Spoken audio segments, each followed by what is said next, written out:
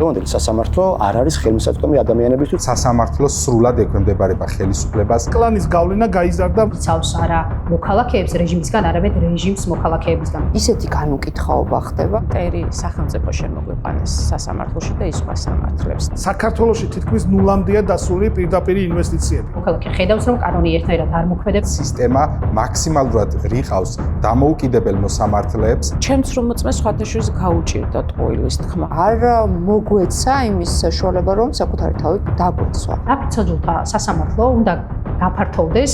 ეს ვერ ჩაანაცვლებს კარგი მოსამართლის აუცილებლობას. მოსამართლეც შინაგანი რწმენის საფუძველზე იღებს და შინაგანი რწმენა უნივერსიტეტში არ ისწავლება. ხელისუფლების პრინციპით მოვუყევით ჩვენ ამ ნაბანს წყალში.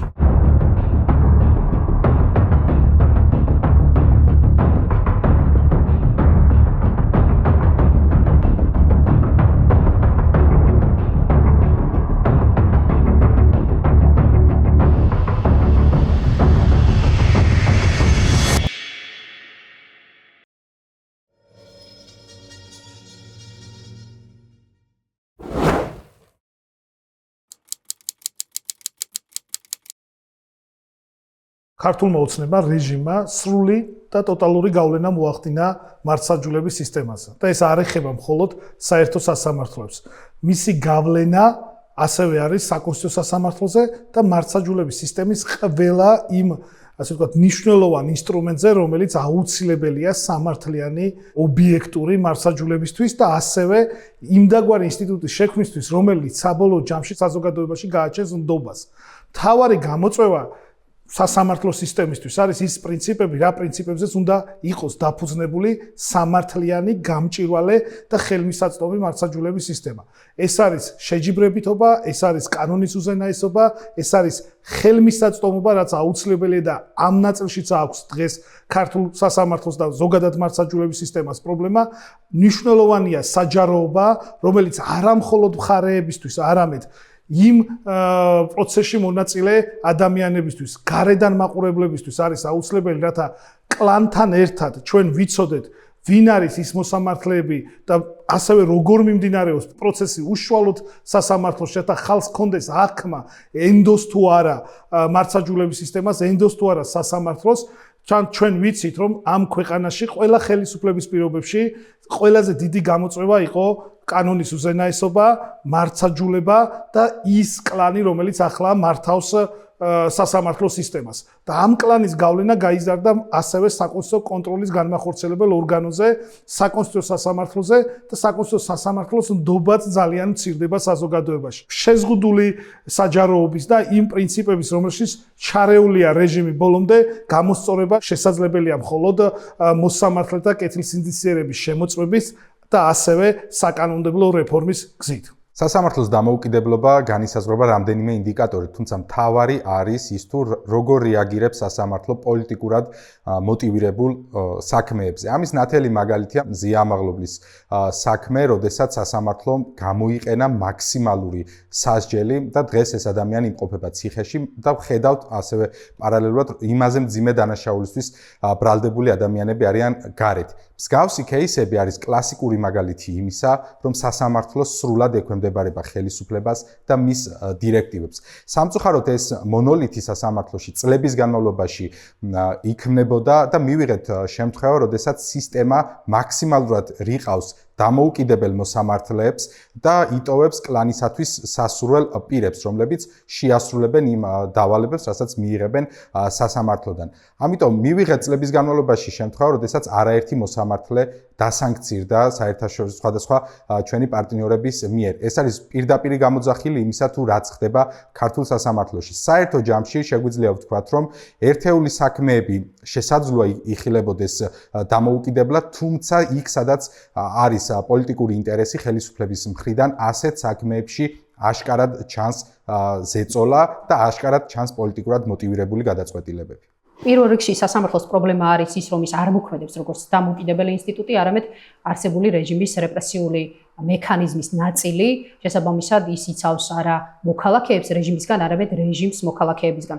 ჩვენ ვხედავთ რეპრესიულ კანონებს, რომელსაც იღებს ეს არსებული რეჟიმი, რომლებიც სამართლიანობის და თავისუფლების პრინციპებს ეწინააღმდეგება, მაგრამ ეს კანონები მოქმედებაში მოყავთ კონკრეტულ მოსამართლეებს. ისინი მზად არიან მოქალაქეები ციხეებში გაუშვან უბრალოდ ბანერის გაშლის ტროტუარზე დგომის ან მშვიდობიანი პროტესტის გამო, ამიტომაც მნიშვნელოვანი არის არა მხოლოდ ეს კანონები, არამედ ის თუ ვინ და როგორ აღასრულებს მას. შემდეგი პრობლემა გახლავთ სელექტიური სამართალი.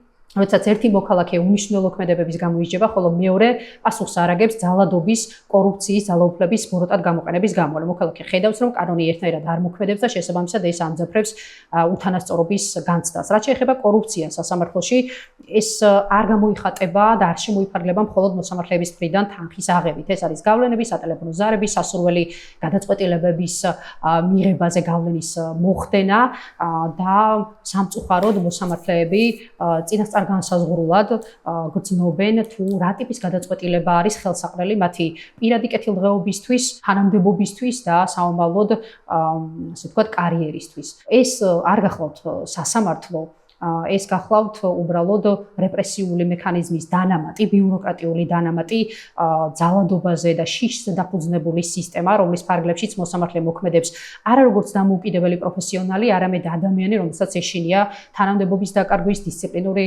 დევნის, გარიყვის და ასეთ ვითარებაში სამართლიანი გადაწყვეტილება ხდება ფაქტობრივად გამონაკლისი. და ბოლოს, ყველაზე მნიშვნელოვანი, სასამართლოს არ აქვს საზოგადოების მხრიდან ნდობა. მოქალაქემ იცის წინასწარ, რომ სასამართლოში სამართლიანობაზე მეტად მნიშვნელოვანია პოლიტიკური კონიუნქტურა. საერთო ჯამში ვიღებთ არა დამოუკიდებელ მართლმსაჯულებას, არამედ რეპრესიის ლეგალიზებულ ფორმას სასამართლოს სახით. ზოგადად სასამართლოს პრობლემა ნებისმიერ ქვეყანაში და ნებისმიერ კულტურაში არის მთავარი პრობლემა, კი არა მთავარი დანიშნულება, რომ მის მიმართ უნდა ქონდეს სანდოობა.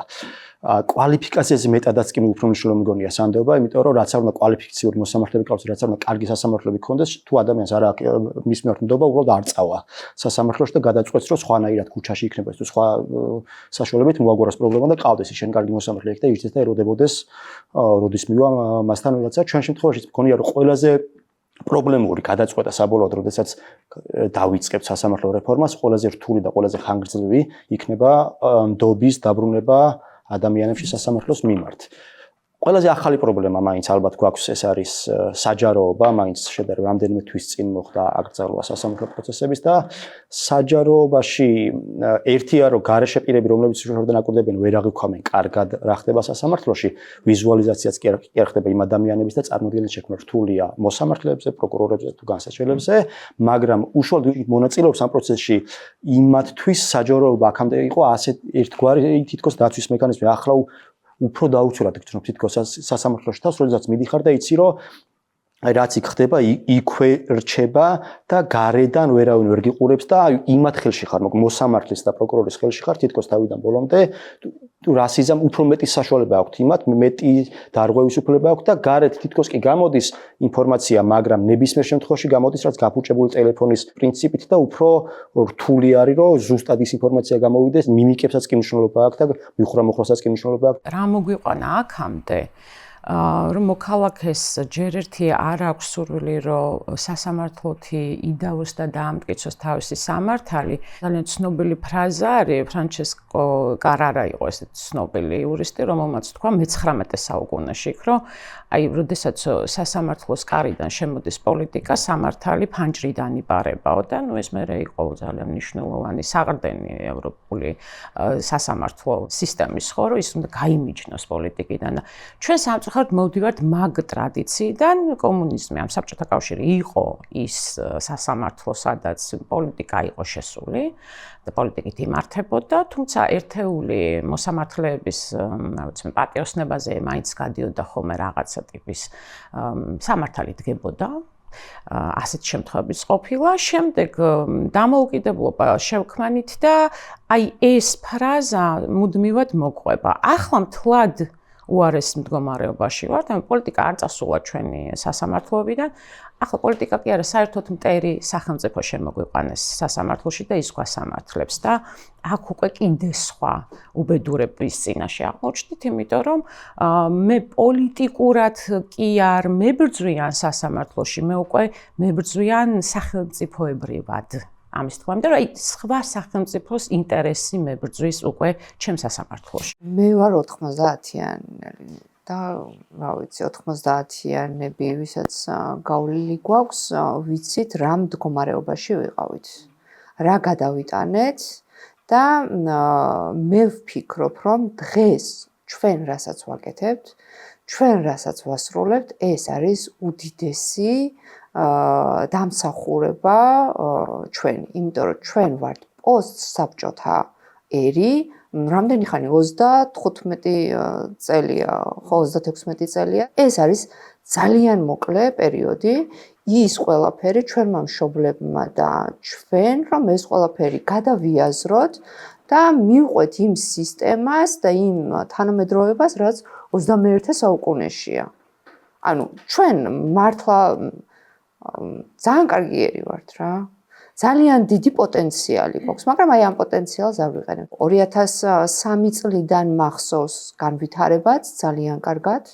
უდიდესი ნახტომი იყო ჩვენთვის, ადამიანებისთვისაც და ქვეყნისთვის ყველაზე მნიშვნელოვანი იყო და აი ეს ბოლო 13 წელია ალბათ დავრდომილები ვართ. ანუ ფიზიკურად ვერ განვითარდით და ვერაფერი ვერ მახსენდება, რითი ისახელა საქართველო. რითი განვითარდით, აი რომელ სფეროში ვართ კიდევ უფრო უკეთესები იმ წლებთან შედარებით. ანუ აი ხო, აი რა გავაკეთეთ?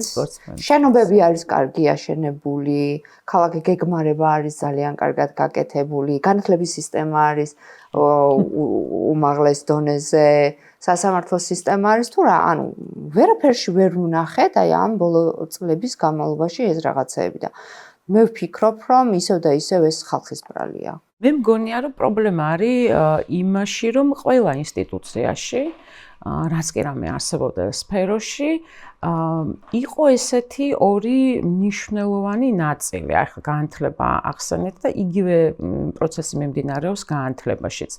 ადამიანები, რომლებიც არიან მზად ემსახურონ რეჟიმს და ყველაფერი გააკეთონ და შემდეგ ადამიანები, რომლებიც ამას არ გააკეთებენ.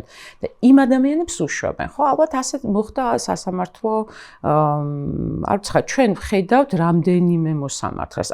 რამდენია სულ მოსამართლეები საქართველოს ადმინისტრაციაში არის 35. აქედან 4 ვიცით ჩვენ.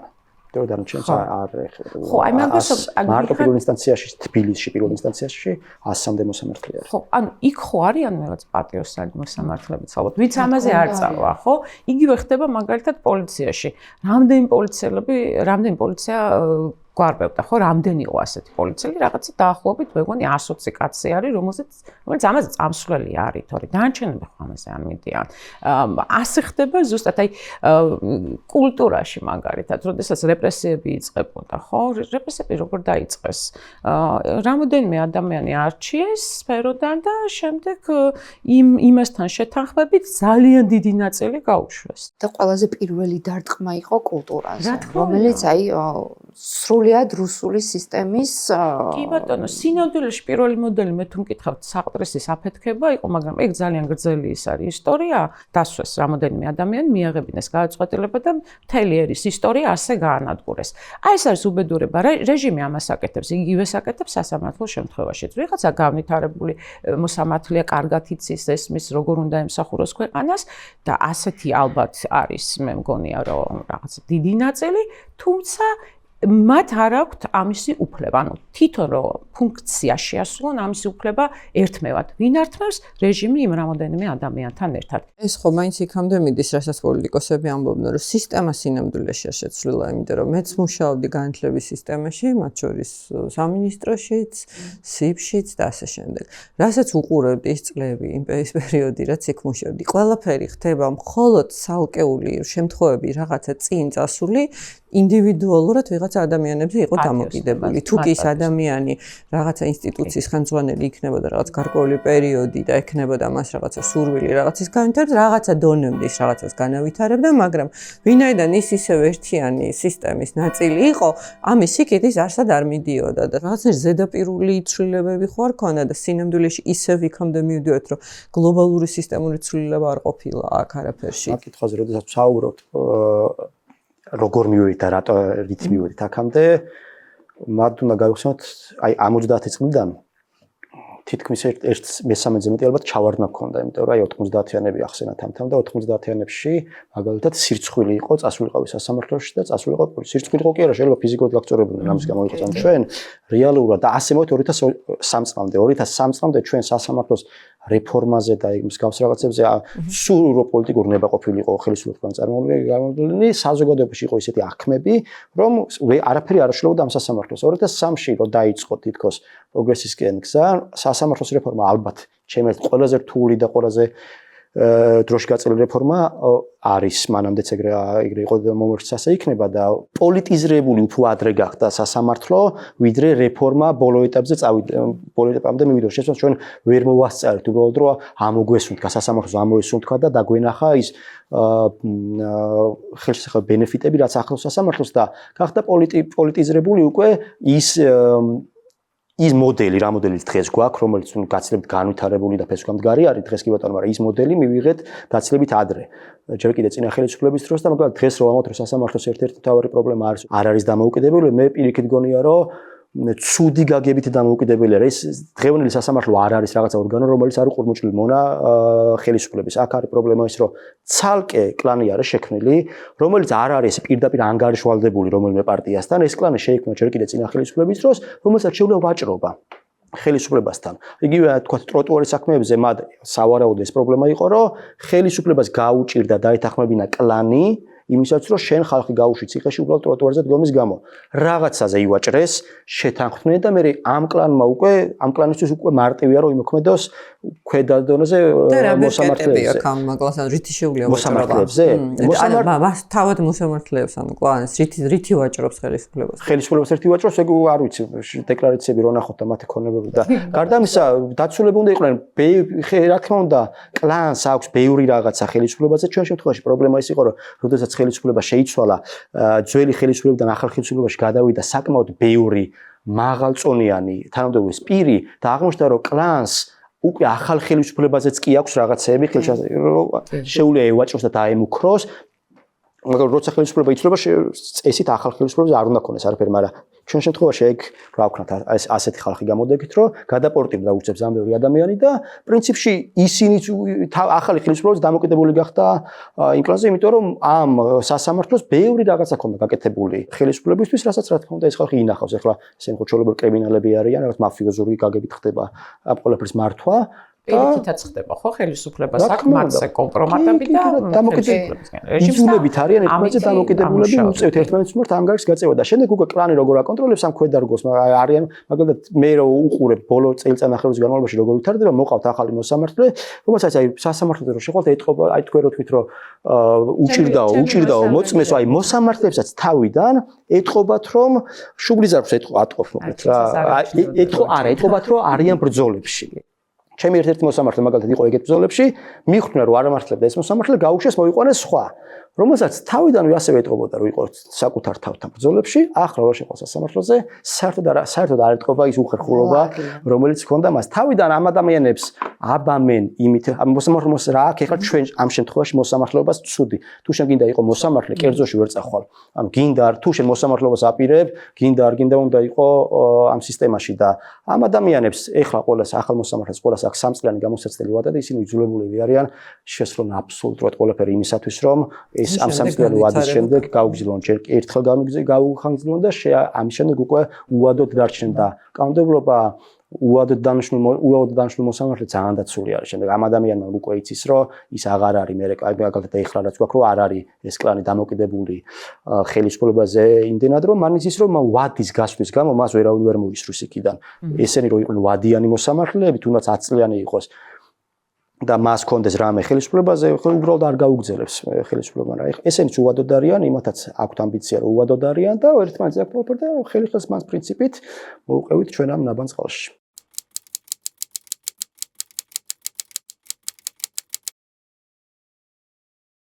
როცა ჩვენ საუბრობთ დემოკრატიული საზოგადოებრივი წესწყობილების დამკვიდრებაზე, ერთ-ერთი მნიშვნელოვანი კრიტერიუმი შევაფასოთ ამა თუ იმ სახელმწიფოში არის თუ არა დემოკრატია, არის მართლმსაჯულების სისტემა.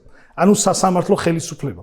სასამართლო ხელისუფლების გავლენა ძალიან მნიშვნელოვანია და შეიძლება საქართველოს მოქალაქეების აბსოლუტურ უმრავლესობას არ ქონია საქმე სასამართლოში, არ მიუმართავს სასამართლოში, ან არ უდავია ამ ინსტრუმენტის გამოყენებით საკუთარი უფლებების და ინტერესების დაცვის კუთხით და მას არ ქონია შეხება. მიუხედავად ამისა, ის პირდაპირ და არაპირდაპირ ეხება თითოეულ მოქალაქეს და მის ოჯახს, ვინაიდან პირველ რიგში ძალიან მნიშვნელოვანია, რომ ჩვენ გქონდეს სანდოობა ინსტიტუტის მიმართ. ვინაიდან ადრე თუ გვიან მით უმეტეს იმ პირობებში, როდესაც ჩვენ ყველა ხელისუფლების დროს ქონდა გამოწვევა, ჩვენ შეიძლება გქონდეს არა მხოლოდ უფლებებში უხეში ჩარევის ნაწილში დისკუსია, გარჩევა ან განხილვა სასამართლოში, არამედ გქონდეთ კერძო სამართლის დავები, სადაც ჩვენი უფლებები და ინტერესები სწრაფად, ხარისხენად და სამართლიანად იყოს დაცული. ეს არის ძალიან მნიშვნელოვანი, ეს ერთი. მეორე, ძალიან მნიშვნელოვანია ის, რომ პირდაპირ აისაღება ჩვენი ქვეყნის ეკონომიკაზე. და ჩვენი ქვეყნის ეკონომიკაზე ასახვა გულისხმობს იმას, რომ საქართველოში თითქმის ნულამდეა დასული პირდაპირი ინვესტიციები.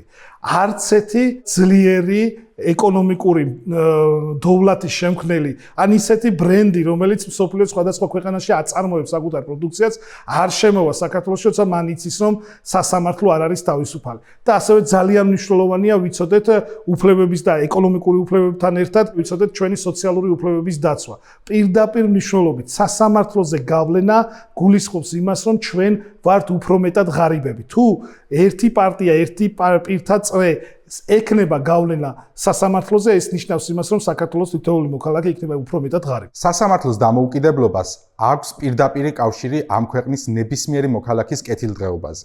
სანამ არ გვექნება ჩვენ დამოუკიდებელი სასამართლო, შეუძლებელია ამ ქვეყანაში შემოდიოდეს მსხვილი ინვესტორები, რადგანაც ნებისმიერი დავის შემთხვევაში მათ მოუწევთ მიმართონ იმ სასამართლოს, რომელსაც ნდობა არ გააჩნია.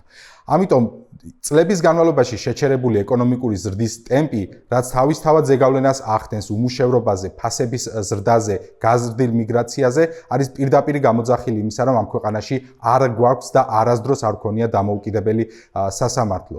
მეორე მხრივ, როდესაც ადამიანებს ექნებათ შემხებლობა სასამართლოსთან, მაგალითად, როდესაც ნებისმიერ სახელმწიფო სერვისს მიიღებენ და სახელმწიფო მათ უფლებებს დაარღვევს, ასეთ შემთხვევაშიც მათ არ ექნებათ თავიანთი უფლებების დაცვის გარანტია.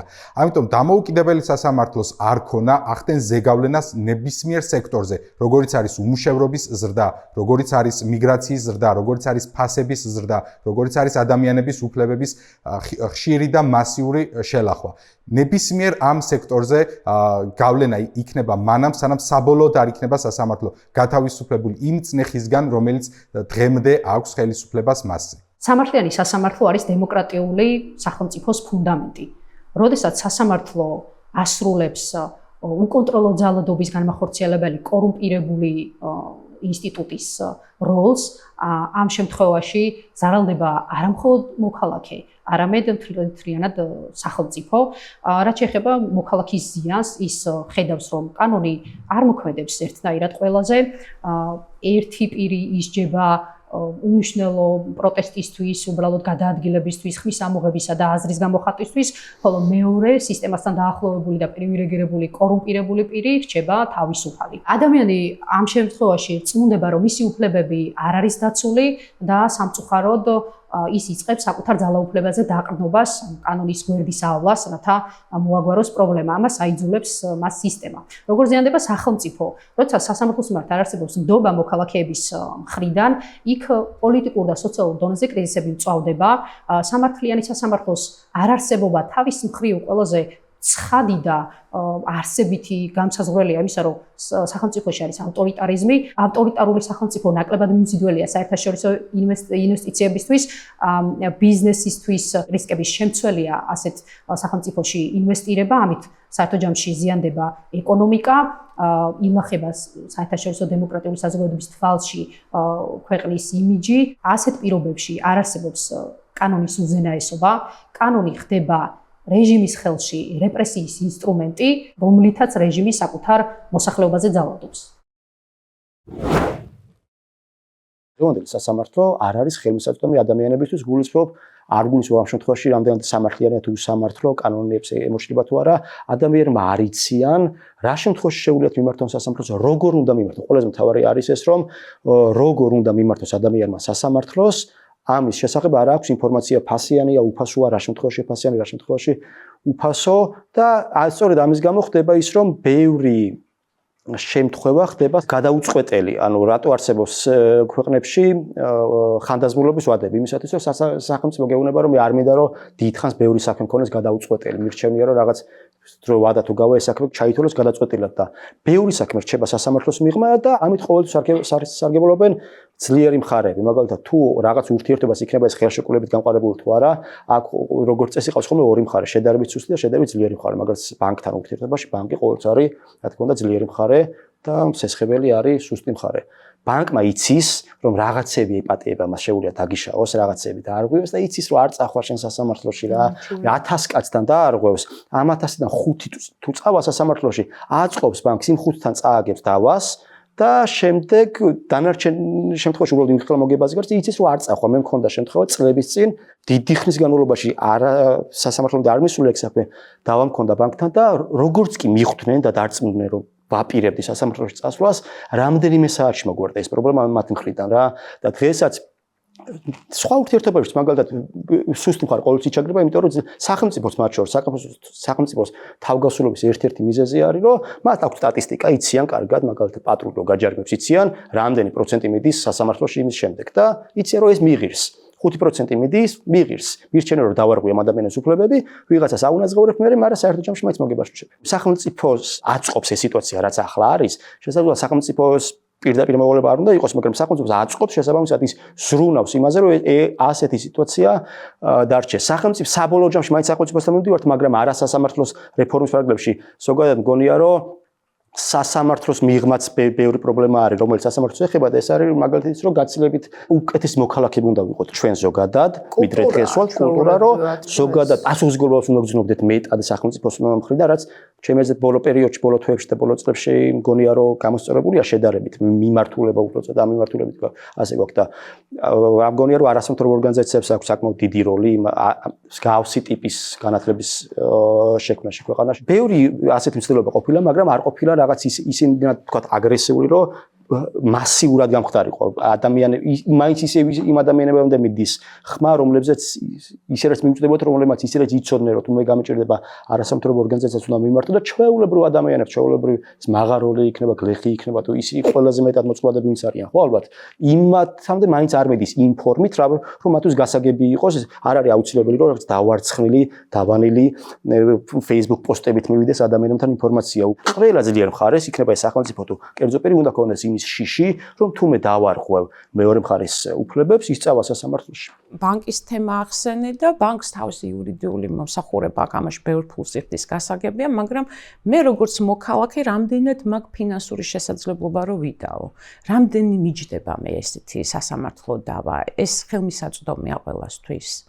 აქ მივდივართ სხვა პრობლემასთან, რომელიც არის, რომ უაზროდ გაწელილი არის პროცესები და მე ვიცი, რომ კარგი ადვოკატები ავიყვანო, ახლა ის ბაჟიც გადავიხადო და გარანტიაც რომ მქონდეს, ჩემთვის გარანტია რომ მქონდეს, რომ მოუგება, შეიძლება ვიცი, რომ იმდენი წელი დაჭირდეს ამ ყველაფერს, რომ არც მიღირდეს რა. აი მაგდენი ხანი შეიძლება ვერ გავქაჩო, რომ ამ სიტუაციაზე მქონდეს რა. აი ამ ლოდინისგან, აი ამისგან და რეალურადაც.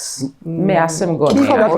ხშირად არიდებ თავს და გონია, რომ ის უფრო ძვირი დამიჯერა. ბანკს როცა აიდავები, შენ სადაო თანხა რაც არის, იმის პროცენტი უნდა შეიტანო ჯერ ბაჟის სახით, ამას ემატება კიდე იურისტების მომსახურება, რომლებიც გაცილებით ბანკთან დავისწროს გაცილებით ძვირი არის, ვიდრე თქვა იმ საქმეებზე, რომლებსაც ახლა ჩვენ აქტუალური არის დღეს საქართველოში, ხო, ჯარიმების საკითხები და ადმინისტრაციული საქმეები. უფრო რთული არის, რა თქმა უნდა, სამოქალაქო დავები, რომლებიც პრინციპში მთავარი სასამართლოში არის სამოქალაქო დავები, როდესაც ორი კერძო პირი დავობს ერთმანეთთან, იმიტომ რომ ყველაზე ხშირად ასეთი დავები არის და ამ შემთხვევაში ჩემი აზრით, ეხლა რაც კითხვაც დაისვა, მაგასთან მიმართებაში ყველაზე დიდი პრობლემა არის გაწელილი პროცესები. შეიძლება 7-8 წელი გაიწეროს სამოინსტანციო რომ მოიღოს და ამის ერთ-ერთი მინუსი არის, რომ თანამედროვე ქართული სასამართლო პოლიტიკას და სამართალს და კანონებს რომ თავი დავანებოთ, ზოგადად თანამედროვეობას ვერ უწყობს ხოლმე. არაფერი არ არის ელექტრონულად, მაგალითად, კომუნიკაცია, ელექტრონული კომუნიკაცია სასამართლოსა და სხვა მხარეებს შორის, მაგალითად, შინაგან საქმეთა სამინისტროს შორის, იმდენად შენელებულია, რომ მე ჩემს შემთხვევაში მაგალითად ყოფილა მქონე ესეთ რაღაცა, რომ სასამართლომ ჩემს საქმესთან დაკავშირებით მიღებული გადაწყვეტილებას შინაგან საქმეთა სამინისტროს გადაუგზავნა წელიწადი და 2 თვის შემდეგ, რის გამოც მე შემიჩერდა მართვის მოწობა არასწორად. ანუ იმ დადგენილების მერე უკვე სხვა დადგენილება იყო გამოსული, რომელსაც გამამართლა, მაგრამ ამათ 1 წლის მერე გადაუგზავნეს დადგენილებას არის გამტყუნდი და ამის გამო შემიჩერდა შინაგან საქმეთა უურცებ გამაჩერეს ქუჩაში და გააღმრთდა რომ შიდა ელექტრონული სისტემა არ არსებობს? არა, მარტო ანუ მე სასამართლოში გავასაჩინებ რაღაცას და სასამართლო ამაზე აქტს გამოცეს, მე უნდა მოვკიდო ხელი, წავიდე დიდი ღომში, მოვკიდო ამას ხელი და წავიდე მე ვარ კეთილში, წავიდე ეს ფიზიკურად ეს ანუ აქ ვართ გაჭედილი წარმოიდგინეთ ელექტრონული ხელმოწერა საერთოდ ვერაფერში ვერ გამოდიება სასამართლოში ცოტა და ზარმაზარი რიგები არის ეს ერთი პრობლემა არის ფიზიკურად უნდა მიხვიდე რესურსები ხა წარმოიდგინეთ ყველაფრის დასკანერება ყველა აბსოლუტურად ყველაფერი შეგაქვს შენ ქაღალით უნდა შეგაქვს ორი პირი იმიტომ რომ სხვასაც უნდა გაუგზავნოს ამ ყველაფრის დასკანერება ხდება ელექტრონული სისტემები არის აბსოლუტურად მოუწესრიგებელი რაც ძალიან წელავს პროცესს რა ანუ ეს ასეთი თანამედროვე მიდგომები რომ დაინერგოს სასამართლოში და კომუნიკაცია რო ქონდეს შინაგან საქმეთა სამინისტროსა და სხვა ადმინისტრაციულ ორგანოებთან გაცილებით მე ის იქნება შემჭირდებული იქნება ვადები ამ შემთხვევაში შენ უკვე იცი რომ კი ბატონო მე დღეს ვიშოვი იმ თანხას რომ იურის გადავხოდო თუ მეცოდინება რომ ერთ წელიწადში შედეგი დადგება მაგრამ რო იცი რომ 7-8 წელი შედეგი არ დადგება უკვე აღარ გიღებს მე რო ეს სხვა ინტერესი აქვს ახლა ხო ახლანდელი ინტერესი არის რომ კონსტიტუცია რა უფლებასაც მე მანიჭებს როგორც მოქალაქეს მაგალითად თუნდაც ტროტუარზე გავაპროტესტო ამ გზაზე ამაზე უნდა შედგეს ისეთი კანონები რომელსაც მე სასამართლოს მხრივ ისევ აი ეს რუსული სასამართლოს მხრივ ანალოგი არის ხო ეს პუტინის პროცესები არიან გადართული იმაზე რომ ეს იყოს დღის წესრიგი რომ შენ სასამართლო გაგამტყუნებს მე რა რომ შენ კონსტიტუცია წესით უნდა გიცავდეს იმისგან რომ ჯერ ერთი არ მიიღონ ასეთი კანონები და შემდეგ სასამართლომ ეს ცნოს უკანონობად და ხედავთ კიდევ აი ამ კონსტიტუციურ სასამართლოს რომლის ნდობაც არ აქვს იმიტომ რომ იქაც ამაზე დიდი ხანია რაც იმუშავეს შეიყვანეს თავისი ხალხი რომლებიც ხმას აიღებენ თორე აი წესით ახლა ტროტუარის საქმე შენს კარგად იცით, ყველამ იცით, რომ მოსამართლეები არ იღებდნენ გააწყო თავის თავზე. რაღაცა ტიპის შიში ქონდათ თავის დროზე, ხო? გაწელეს მართალია, მაგრამ გადალახა მე სხვა ჩვენება მოსამართლემ ეგ შიში და გამოიტანა გამავტყუნებელის, რა ქვია, განჩენი, მაგრამ ხო ამაზე როცა არის გადართული შინაგან საქმეთა სამინისტრო უკვე რაღაცა სქემა აქვს, ხო, რაღაც წრე არის დახაზული, ვინ გიჩივის, ვინ მოვა იქიდან, რა ვიცი, შინაგან საქმეთა სამინისტროდან, პროკურატურიდან, ვინ იქნება ბრალმდებელი, ვინ იქნება მოსამართლეები, ვიცით უკვე კლანის მოსამართლეები ვინ არიან და ხედავთ, რომ არასდროს არ დადგა ის სამართალი, რომელიც მოდის კონსტიტუციიდან. ამიტომ შემოგვიყვანეს რუსეთი და მე რატო ხედავ რუსეთს სასამართლოში, რომ რა ხდება, როდესაც სხვა ქვეყანა გიპყრობს, შენ კონსტიტუცია არ მუშაობს. ეს ასე ხდება. შეიძლება ითქვას, რასაც პოლიტიკოსები ამბობენ, არა მხოლოდ მიტაცებულია, ვთქვათ, ერთპიროვნულად მმართველის მხრიდან, არამედ ოკუპირებულია, როგორც ქვეყანა შესაბამისად. კი, მე ასეთი განცდა მაქვს, რომ მე იქ კი არ მასამართლებდა, ვთქვათ, ჩემი ქვეყანა. მასამართლებდა მტერი ქვეყანა. ხო. რაც არის რუსეთი. რაც დავალებული აქვს კონკრეტულად აი იმას ასრულებენ მორალური რაც როგორ გაგანადგურონ როგორ აღარ გინდოდეს ბრძოლა და სვაი ამ უსამართლობას რო ხედავ აი მართლა ადამიანისთვის ჩემთვის პირადად სასამართლო იყო ცოტა სხვანაირი შენობა, სხვანაირი დაწესებულება და სულ სხვანაირი ისინი მქონდა, რა ქვია, განცდები და წარმოსახვა და უცებ აი ამ შენობაში, სადაც შენ დარწმუნებული ხარ შენ თავში რომ მართალი ხარ, იბრძვი ამ შენი სიმართლისთვის, ისეთი განუკითხაობა ხდება, რომ მართლა მორალური ზიანი მაქვს მე პირადად მიყენებული. ჯერ ის როგორ ჩაატარეს ეს სასამართლოები, როგორ არ მოგვეცა იმის საშუალება, რომ საკუთარი თავი დაგვეცვა. ძირითადად საუბრობდა მიკერძოებული მოსამართლეები და მიკერძოებული პროკურატურა. ანუ ისე კარგად იყვნენ ტანდემში ერთად, ისე კარგად ასრულებდნენ, რომ აი ვერანაირად ვერ იმეშვები რა, ვერ ებრძვი. ხო, თითქოს ადვოკატსაც დაუკარგეს ფუნქცია, ხო? აი რაღაცა საიტნოტში ტოვებენ ამ პროფესიას. მოსამართლემ ჩვენს ადვოკატს უთხრა, როდესაც კანონებით ესაუბრებოდა და აყალიბებდა თავის სიტყვას, მოსამართლემ გააჩერა და უთხრა, გაჩერდიო ძალიან ბევრს ლაპარაკობ, თორე დატოვებ დარბაზო და ან თვითონაც კი გაუკვირდა, რომ უკან გადმოგხედა დარბაზს, რომ სხვა ხوار ხმაურობს და ის ხوار გააჩერა თქო რა, ანუ ადვოკატსაც არ აძლევენ იმის საშუალებას, რომ დაგიცვას ზიანდები რა, ამ თითქოს პატარა დეტალები არ არის, ძალიან მნიშვნელოვანი დეტალებია, მაგრამ აი ამ რაღაცეებით ითრგუნები, ანუ გაქვს დაუცველობის განცდა და მართლა ყოველი სასამართლო ამ 9 თვის განმავლობაში, სასამართლოს დღეს მეგონა რომ ამ პროკურორი გამოიღვიძებდა და ადამიანურად შემოგხედავდა, ან მოსამართლე გადაწყვეტილებას ისე მიიღებდა, რომ ხო, კი, რაღაცაში მართალი ხარ, რაღაცაში მტყვანი ხარ, ანუ ეგეც კი არისო.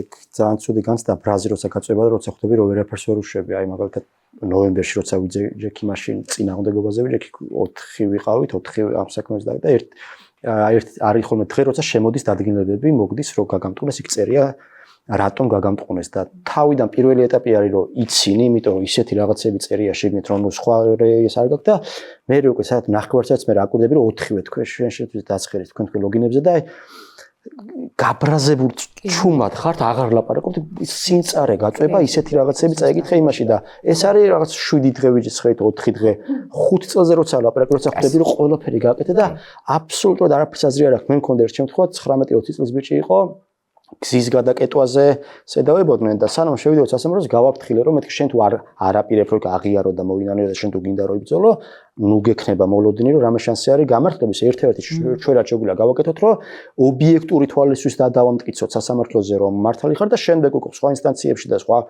თქვათ ევროსასამართლოებში იქ უკვე ანუ დღეს ჩვენი მაქსიმუმი იქნება რომ შევქნათ საფუძველი რომ სავალალო გამართლება მაგ განცდით შევიდა იცოდა რომ არაფერს აზრი არ ექნება თითქოს მე რომ გამოვიდა იყო გამწარებული რომ აი მართლა არაფერს აზრი არ ქონიაო რა დღესაც მივიხედავთ იმისა, რასაც ხედავთ ჩვენ და რაც გვესმის სასამართლოზე, ყოველი შესვლა დარბაზში და იქიდან გამოსვლა თავდება იმით, რომ კიდე უფრო გამწარებული ხარ, იმიტომ რომ ხვდები, რომ არ აქვს ზღვარი უბრალოდ ამ სასამართლოში განუკითხობას, აი ყოველთვის ახერხებს, რომ რაღაცნაირად გაგაკვიროს თავისი განუკითხაობით. სანამ მე შემეხებოდა, ვიყავი მაგალითად გია ჯვარშეშვილის პროცესზე. მესამედ რო დააკავეს გია და მე მქონდა ისეთი განცდა იქ რო ვიჭექი და საერთოდ ვერც მივხვდი თურმე ნიკაპი მქონდა დაკაწრული სისხლი მომდიოდა იქიდან რომ გამოვედი ესეც კი ვერ ვიგრძენ სიმძრისგან იმიტომ რომ ხედავდით რას ნახეთ მოიტანეს ვიდეო მტკიცებულება სადაც ამბავი როგორ ხდება რომ ტროტუარზე რაღაცა ხალხის ნაწილს ჩვენ პროტესტანტებს ასე ვთქვათ აწვება პოლიცია ხო და აქედან ერთ-ერთი ეთო იცით ჩვენი მეტრო შეეთო რომლის წინაც არ დგას უშუალოდ პოლიცია ცოტა იქით დგას აწვება გია ჯვარშეშვილს რომელსაც ხელში უკავია დროშა და წაიქცევა ორივე გია აყენებს ტროტუარზე ხდება ეს ამბავი მაშინ ჯერ კიდევ გზის გადაკეტვას გვედავებოდნენ ხო ტროტუარზე არ იყვნენ ამოსულები აყენებს გია თავადაც დგება და მიყავთ და აკავებენ და აბრალებდნენ პოლიციელისთვის იქ თურმე გაუწევია წინააღმდეგობა თურმე უყვიროდა რუსებო მონებო ამ დროს მთელ ამ კადრებში ისმოდა ერთადერთი ქალის ხმა რომელიც ყვიროდა რუსებო და მონებო მაგრამ ესეც გიას მიაწერეს და უცბად ხედავდი აი ამ შინაგან საქმეთა სამინისტროდან მოვლინებულ ასე ვთქვათ გოგოს რომელიც უტიფრად იტყუებოდა. მან იცოდა რომ ტყილს ამბობდა, მაგრამ მან ისიც იცოდა რომ აი ეს ტყვილი უნდა გასვლო და რატომ? იმიტომ რომ მოსამართლიდან ქონდა აი ესეთი რაღაცა დუეტში მოქმედებდნენ. ადვოკატის სრულად აი ნაბიჯ ძალიან კარგად მიუყვებოდა, მისი აზრი არ აინტერესებდათ. მოსამართლემ გამოიტანა ორკვირიანი ხო, პატიმრობა და გია წაიყვანეს დააკავეს. ისთვის რატო ვერ მივხვდი. მაშინ უკვე ძალიან ცხადად დავინახე, რომ ეს სისტემა რა თქმა უნდა ყველას შეეხება და ჩემ სასამართლოზე უკვე ვიყავი სხვანაირად განწყობილი, მე ვიცოდი იქ რა მოხდებოდა და სიმართლე გითხრათ, ადვოკატი რომ მოდიოდა, მიხაროდა მარტო იმიტომ რომ გავიდოდი და ცოტა ხანი შემეძლო რომ იქიდან ოთახიდან გავსულიყავი, თორე ზუსტად ამ ჩემ ადვოკატსაც უთხარი რომ მე ვიცი რომ აზრი არა აქვს ახლა თქვენ რომ იქ უნდა იწვალოთ რა, მაინც იმას იზავენ ისი გაკეთებაც უნდათ და ძალიან ანომალიურია მე რასაც უყურებ ის ცრუმოწმე როგორ მოდის ჩემს რომ მოწმეს სხვათა შორის გაუჭირდა ტყუილის თქმა აი ამას ვამბობ რომ აი რო უყურებდი ხვდებოდი რომ განიცდიდა და უფლიმოდა და თუმცა მაინც თქვა ახლა პირველი რთული მე ხო მაინც გარეთ ხოლმე ეს ცრუ მოწმეები აბა რა თქვი როგორ თქვი გამოსწორებული ჩემ შემთხვევაში გარეთაც ნერვიულობდა თურმე ასე მითხრეს მე მაგრამ ნუ მაინც თქვა ის ტყუილი ხო თურმე გზაზე ვიდექი და ვამბობდი უზრდებო მე მიაწვა ეს გოგონები რო დადიან შინაგან საქმეთა სამინისტროში რომ მარტო უზრდებო არა კიდე მონებო ესე თქო არა მონებო არ უთქვამსო მარტო უზრდებო თუმცა მოსამართლემ ჩამიწერა დასკვნაში რომ მონებიც მithქვამს მოსამართლემ საერთოდ ძალიან კარგი დასკვნა გამოიტანა მე ვიყავი იქაც სადაც უზრდელებს ვამბობდი და ამ ბიჭმა ცრუმოწმემ თურმე თავის თავზე მიიღო იმიტომ რომ ამ დროს გავხედავდი ხოლმე პოლიციელებს თურმე და დამაკავას დილობიანად ასევე ვიყავი გოგა მემანიშვილთან, ვინც გასცა ჩემი დაკავების ბრძანება და იმას ვეუბნეოდი, რა ოჯახში გაიზარდე და აქაც დამაკავეს. ორივე ამბისთვის ვარ დაკავებული, დაჯარიმებული უბრალოდ. აი, ეგ ნიშნავს რაღაცა მოსამართლემ ჩამწერა რომ მონავები უწოდეო, ზოგადად აქამდე ბოლო დაახლოებით 1 წლის განმავლობაში ასეთი რაღაც ხდებოდა, მოკლედ მოსამართლისთვის თავარი იყო რომ ბოლო დოკუმენტი დადგენილება რო გაგამტყუნებენ, ის ყოფილიყო ფორმალურად გამართული, ანუ ადამიანი როცა წაიკითხავდა ამ დოკუმენტს რომელიც არ დასწრებია სასამართლოს არ უნდა ხომ მტკიცებულებები, ეს ადამიანი როცა ეკითხავდა, მას უნდა ეთქვა, რომ კი, მართალია, უნდა გაგეშვათ ციხე-შესაძლებელია, იმიტომ რომ ტყუილები ეწერა როგორც წესი, მაგრამ ფორმალურად გამართული იყო ეს დოკუმენტი. დღეს უკვე ასეთი რაღაცაც კი შეხვდა და მათ ხდებოდა ხოლმე ჩემს შემთხვევაში იყო ასეთი რაღაცა, რომ მოსამართლემ გააყალბა მოწმის ჩვენებები. მოწმემ სხვა რაღაცა ილაპარაკა, ანუ ცრუ მოწმე მოიყვანეს და მაინც არ აწყობდათ ის სიტუაცია, რაც სასამართლოში შექმნა და მოსამართლეს მერე მოუხდა, რომ იქ რაღაცები ჩემი ჩვენება, ჩემი ახსნა განმარტება გააყალბა მოსამართლე დადგენილებაში, იმიტომ რომ მაგრამ იმას რო წაიკითხავდი, ითხოვდი რომ კი ბატონო. და ახლა მაგალითად ტროტუარის საქმეებზე უკვე აი ვერაფრით ვერ ხდება ის დადგენილებები რო წაიკითხავთ, შეუძლებელია რომ რაღაც არ იკურება რამე ჯაჭვი, მაგ შემთხვევაშიც კი ვერაფრით ვერ ყალბდება.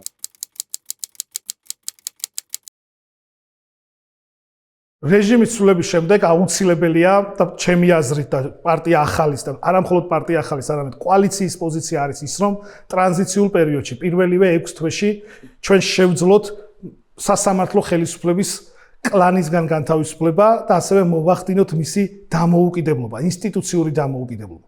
ორი მიმართულება შეიძლება გამოვყოთ ამ კუთხით. ერთი მიმართულება არის მოსამართლეთა კეთილსინდისიერების შემოწმება და ეს ძალიან მნიშვნელოვანია, ეგრეთ წოდებული ვეტინგი, მაგრამ ჩვენ მას უწოდებთ მოსამართლეთა კეთილსინდისიერების შემოწმებას, რაც გულისხმობს იმას, რომ უნდა შემოწმდეს მოსამართლის კეთილსინდისიერება მხოლოდ ორი მიმართულებით, ეს არის პოლიტიკური საქმეები, ანუ მათ მიუღიათ თუ არა პოლიტიკური გადაწყვეტილება და მეორე დაუსაბუთებელი და უკანონო შემოსავლები. ზოგადად, როდესაც მოსამართლეთა კეთილსინდისიერების შემოწმებაზე ვსაუბრობთ, აქ მესამე კომპონენტით შემოდის კვალიფიკაცია, მაგრამ ვინაიდან სწრაფად გვინდა რეფორმა განხორციელდეს, მნიშვნელოვანია პირველ ორ საკითხზე შევჯერდეთ. ეს ნაწილი არის იმითაც, ასე ვთქვათ, სხვა საერთაშორისო გამოცდილებით და მაგალითებით განსხვავებული, რომ ჩვენ ამ ეგრეთ წოდებული კლანის წევრებს, ან იმ მოსამართლეებს, ვის მიმართაც ეს შეკითხვები იქნება, მათ შეუძლიათ ვარი თქვან მონაწილეობაზე ეგრეთ წოდებული კეთილსინდისიერების კომისიის შემოწმების ნაწილში და ამ შემთხვევაში ისინი თუ ვარს იტყვიან ამ პროცესში მონაწილეობაზე და ასევე საკუთარი ნებით დატოვებენ სასამართლო ხელისუფლებას, მათ მიმართ ეს პროცედურა არ განხორციელდება, ვინაიდან ჩვენ სწრაფად გვინდა ცვლილებები სასამართლო ხელისუფლებაში. ასევე მნიშვნელოვანია გაფართოვდეს ნაფიც საჯულთა ინსტიტუტი, მათ შორის ეს ინსტიტუტი შემოვიდეს კერძო სამართლის დავებში იმ საკითხებში, რომელიც გვინდა რომ სწრაფად გადაწყდეს და ასევე დაზუსტებული იყოს და სანდობა იყოს მხარეებისა, რომლებიც პროცესში მონაწილეობენ. მნიშვნელოვანია იუსტიციის უმაღლესი საბჭოს პირველ რიგში სტატუსი და უფლებამოსილება და მნიშვნელოვნად უნდა გადაიხედოს ეს ნაწილი და ეს რეფორმაც აუცილებლად და სწრაფად არის ჩასატარებელი, ვინაიდან ჩვენ ვიცით, რომ კონსტიტუციით არის ბევრი საკითხი დარეგულირებული, რაც ხელს უწყობს და კიდევ უფრო სამართლებრივად და ინსტიტუციურად აძლიერებს ამ კლანს და მას აძლევს დიდ გავლენებს, ამიტომ მნიშვნელოვანია იუსტიციის უმაღლესი საბჭოს რეფორმა ან იმდაგვარი ფორმირება, რომელიც უფრო მოქნილს ეფექტურს და სამართლიანს გახდეს, მათ შორის იმ ადამიანების მიმართ, ვისაც უნდა რომ სასამართლოში როგორც მოსამართლეები იყვნენ წარმოდგენილი და მათ შორის ძალიან ბევრი კეთილსინდისიერი ადამიანი ელოდება საკუთარ შესაძლებლობას, რომ მას მიეცემა ამ მნიშვნელოვანი ფუნქციის და მოვალეობის შესრულება და კიდევ ერთი და მნიშვნელოვანი საკითხი არის ის, რომ ჩვენ პარტია ახალი რჩება მეხუთე პრეზიდენტის მიერ შემუშავებული და ინიცირებული ქარტიის ერთგული. ვინაიდან იქ ძალიან მნიშვნელოვანი რეფორმებია ზოგადად მართლმსაჯულების ნაწილში და როცა ჩვენ ვსაუბრობთ სასამართლოზე და იუსტიციის უმაღლეს საბჭოზე, აუცილებელია ვისაუბროთ პროკურატურაზე და მთლიანად სისტემაზე. ვინაიდან მთავარი პრობლემა დღეს არის სანდოობა, ეს ერთი და მეორე. მთავარი პრობლემა სასამართლოში სამწუხაროდ არის ის, რომ ჩვენი მართლმსაჯულების სისტემის და სასამართლოსთვის არ არის მთავარი და პრიორიტეტი ადამიანი. ჩვენს პოლიტიკურ პარტიას არაერთგზის წარუდგენია გეგმა თუ როგორ ხედავს ის მომავალში სასამართლოს განვითარებას. უმთავრესი ნაბიჯი ეს არის ეგრეთ წოდებული ვეტინგის განხორციელება, რადგანაც ამ სისტემაშიც კი არსებობენ კეთილსინდისიერი მოსამართლეები და სხვათა შორის საარჩევნო დავაზეც ვნახეთ ასეთი ადამიანი, ასევე ამ სისტემაში რაც არ უნდა გასაკვირი იყოს, შესაძლოა იყვნენ სხვა კეთილსინდისიერი მოსამართლეები და რეფორმამ არ უნდა უგულებელყოს ისინი. თუმცა მეორეს მხრივ აუცილებლად სისტემიდან უნდა იქნენ ჩამოშორებული ის ადამიანები, რომლებიც წლების განმავლობაში ასრულებდნენ პოლიტიკურ დირექტივებს და ადამიანებს უშვებდნენ ციხეში, ან მათ მიმართ იყო გარკვეული ქონებრივი ზიანის მიმყენებელი ქმედებები. ვეტინგი იქნება პირველი ნაბიჯი, რომელიც უნდა განხორციელდეს და რაც შეიძლება სწრაფად მათ შორის ჩვენ საერთაშორისო პარტნიორებთან თანამშრომლობით. ამასთან ერთად აუცილებელია გაიხსნას სისტემა, მოხდეს რეფორმა იუსტიციის უმაღლესი სკოლის, უпроსწორად იუსტიციის უმაღლესი სკოლა უნდა იყოს მოსამართლეების შემდგომი გადამზადების საფეხური და არა ის, რომ დამოუკიდებელი კადრები პირველივე ეტაპზე მოცილებული იქნენ სისტემიდან. აუცილებელია, რომ სისტემაში შევიდეს ახალი სისხლი, რომელიც იქნება დამოუკიდებელი მოსამართლეები, რომლებიც შეძლებენ უპასუხონ ნებისმიერ იმ გამოწვევას, რომელიც ექნება სასამართლოს სისტემას. და ბოლოს და ყველაზე მთავარი, ამ ქვეყანაში იმისათვის რომ კონდეს დამოუკიდებელი სასამართლო, აუცილებელია ერთი მთავარი რამ, ხელისუფლების ნება რომ კონდეს ასეთი სასამართლო. სამწუხაროდ ჩვენს არც ერთ წინა ხელისუფლებას და არც დღევანდელ ხელისუფლებას ასეთი განზრახვა არ ქონია. ჩვენ ჯერა რომ ამ ქვეყნის უკეთესი მომავლისთვის პირველი ფუნდამენტი რაც უნდა ჩავყაროთ, ეს არის სწორედ დამოუკიდებელი სასამართლოს შექმნა. ჩვენ არ გვაქვს პოლიტიკური ნების იმედი, ჩვენი მიზანია შევქმნათ იმგვარი სისტემა, რომელიც უზრუნველყოფს დამოუკიდებელ სასამართლოს ხელისუფლების შინაარსის მიუხედავად. ანუ სასამართლო არ უნდა იყოს დამოუკიდებული ხელისუფლების ხასიათზე, აი ამას ვცდილობ ჩვენ, ამას ვცვლით და ამ მიმართულებით ქმედით ნაბიჯად მიგვაჩნია ნაფიცაჯულთა სასამართლოს გაფართოება. ნაფიცაჯულთა სასამართლო უზრუნველყოფს ასევე ძალიან მნიშვნელოვანი პრობლემის გადაჭრას. საზოგადოების მხრიდან სასამართლოს მიმართ უნდობლობის პრობლემის გადაჭრას, რადგან მართლმსაჯულების განხორციელების პროცესში შემოდიან რიგითი მოქალაქეები. საჯულის არჩევის წესის გათვალისწინებით ნებისმიერი დაინტერესებული მხარე მოკლებულია შესაძლებლობას რაიმე ტიპის ზეგავლენა მოახდინოს სასამართლოზე, ვინაიდან საქმის განიხილავს არა ხელისუფლების მხრიდან ხელდასმული მოსამართლე, არამედ რიგითი მოქალაქე. თავის მხრივ პოლიტიკური ხელისუფლებაც მოკლებულია შესაძლებლობას, რომ მის მიმართ ლოიალური ან მისი მორჩილი მოსამართლის მეშვეობით რაიმე ტიპის ზეგავლენა მოახდინოს სასამართლოს შედეგებზე და ასევე ძალიან მნიშვნელოვანი მომენტი. მოქალაქეები ეცნობიან თავიანთ უფლებებს, სწავლობენ თავიანთი უფლებების განხორციელებას, სწავლობენ კანონებს, სამართლებრივ პროცესს და ეს მათ ეხმარება თავიანთი მოქალაქეობრივი ვალდებულების უკეთ გაცნობიერებაში. ამიტომაც ჩვენ თვლით, რომ ნაფიცაჯულთა სასამართლო უნდა გაფართოვდეს და მოიცვას ყველა დანაშაული, სისხლის სამართლის დანაშაულზე მაქვს საუბარი, ასევე გავრცელდეს ადმინისტრაციულ და სამოქალაქო საქმეების ნაწილზე და აუცილებლად უნდა გავრცელდეს იმ საქმეებზე, რომლის ერთ-ერთი მხარე არის პოლიტიკური პარტია, მედია, არასამთავრობო ორგანიზაცია, საგანმანათლებლო დაწესებულება და რელიგიური გაერთიანება. ჩვენ არ გვაქვს დამოუკიდებელი სასამართლოს ტრადიცია. ძალიან სუსტი ტრადიცია გვაქვს. ამიტომაც აუცილებლად უნდა გამოვიყენოთ იმგვარი ქვეყნების გამოცდილება, რომლებსაც დამოუკიდებელი და მიუკერძოებელი სასამართლოს ქონის მრავალწლიანი გამოცდილება აქვთ და ასეთად მიგვაჩნია ამერიკის შეერთებული შტატები. ჩვენი მიზანია ზედა ინსტანციის სასამართლოებში გულისხმობ სააპელაციოსა და უზენაესში დაინიშნონ ამერიკელი მოსამართლეები. ჩვენ გვაქვს ასევე შემუშავებული იუსტიციის უმაღლესი საბჭოს ფორმირების შემდეგი წესი, რომ ამერიკის შეერთებული შტატების ფედერალისტების საზოგადოების წარდგინებითა და ამერიკის იურისტთა ასოციაციის დადებითი დასკვნის საფუძველზე პარლამენტმა აირჩიოს იუსტიციის უმაღლესი საბჭოს წევრები, რომლებიც თავის მხრივ დანიშნავენ პირველ ინსტანციის სასამართლოში ქართველ მოსამართლეებს, ხოლო მეორე და მესამე, ანუ გულისხმობ აპელაციასა და უზენაეს სასამართლოში ამერიკელ მოსამართლეებს და ეს წესი ფორმირების იუსტიციის უმაღლესი საბჭოში უნდა არსებობდეს 50 წლის განმავლობაში.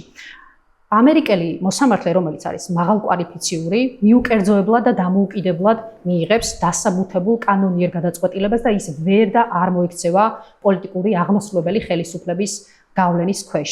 რადგან გვინდა ჩვენი რეფორმის მყარი ფუნდამენტი უზრუნველყოთ და გრძელვადიან პერსპექტივაში ასევე დავამკვიდროთ სამართლიანი სასამართლოსი მიუკერძოებელი სასამართლოს ქონის ტრადიცია მრავალწლიანი, ამიტომ ვფიქრობთ, ამერიკელ მოსამართლეებს აღნიშნული მანდატი უნდა გადავცეთ რამდენიმე ათეული წლით.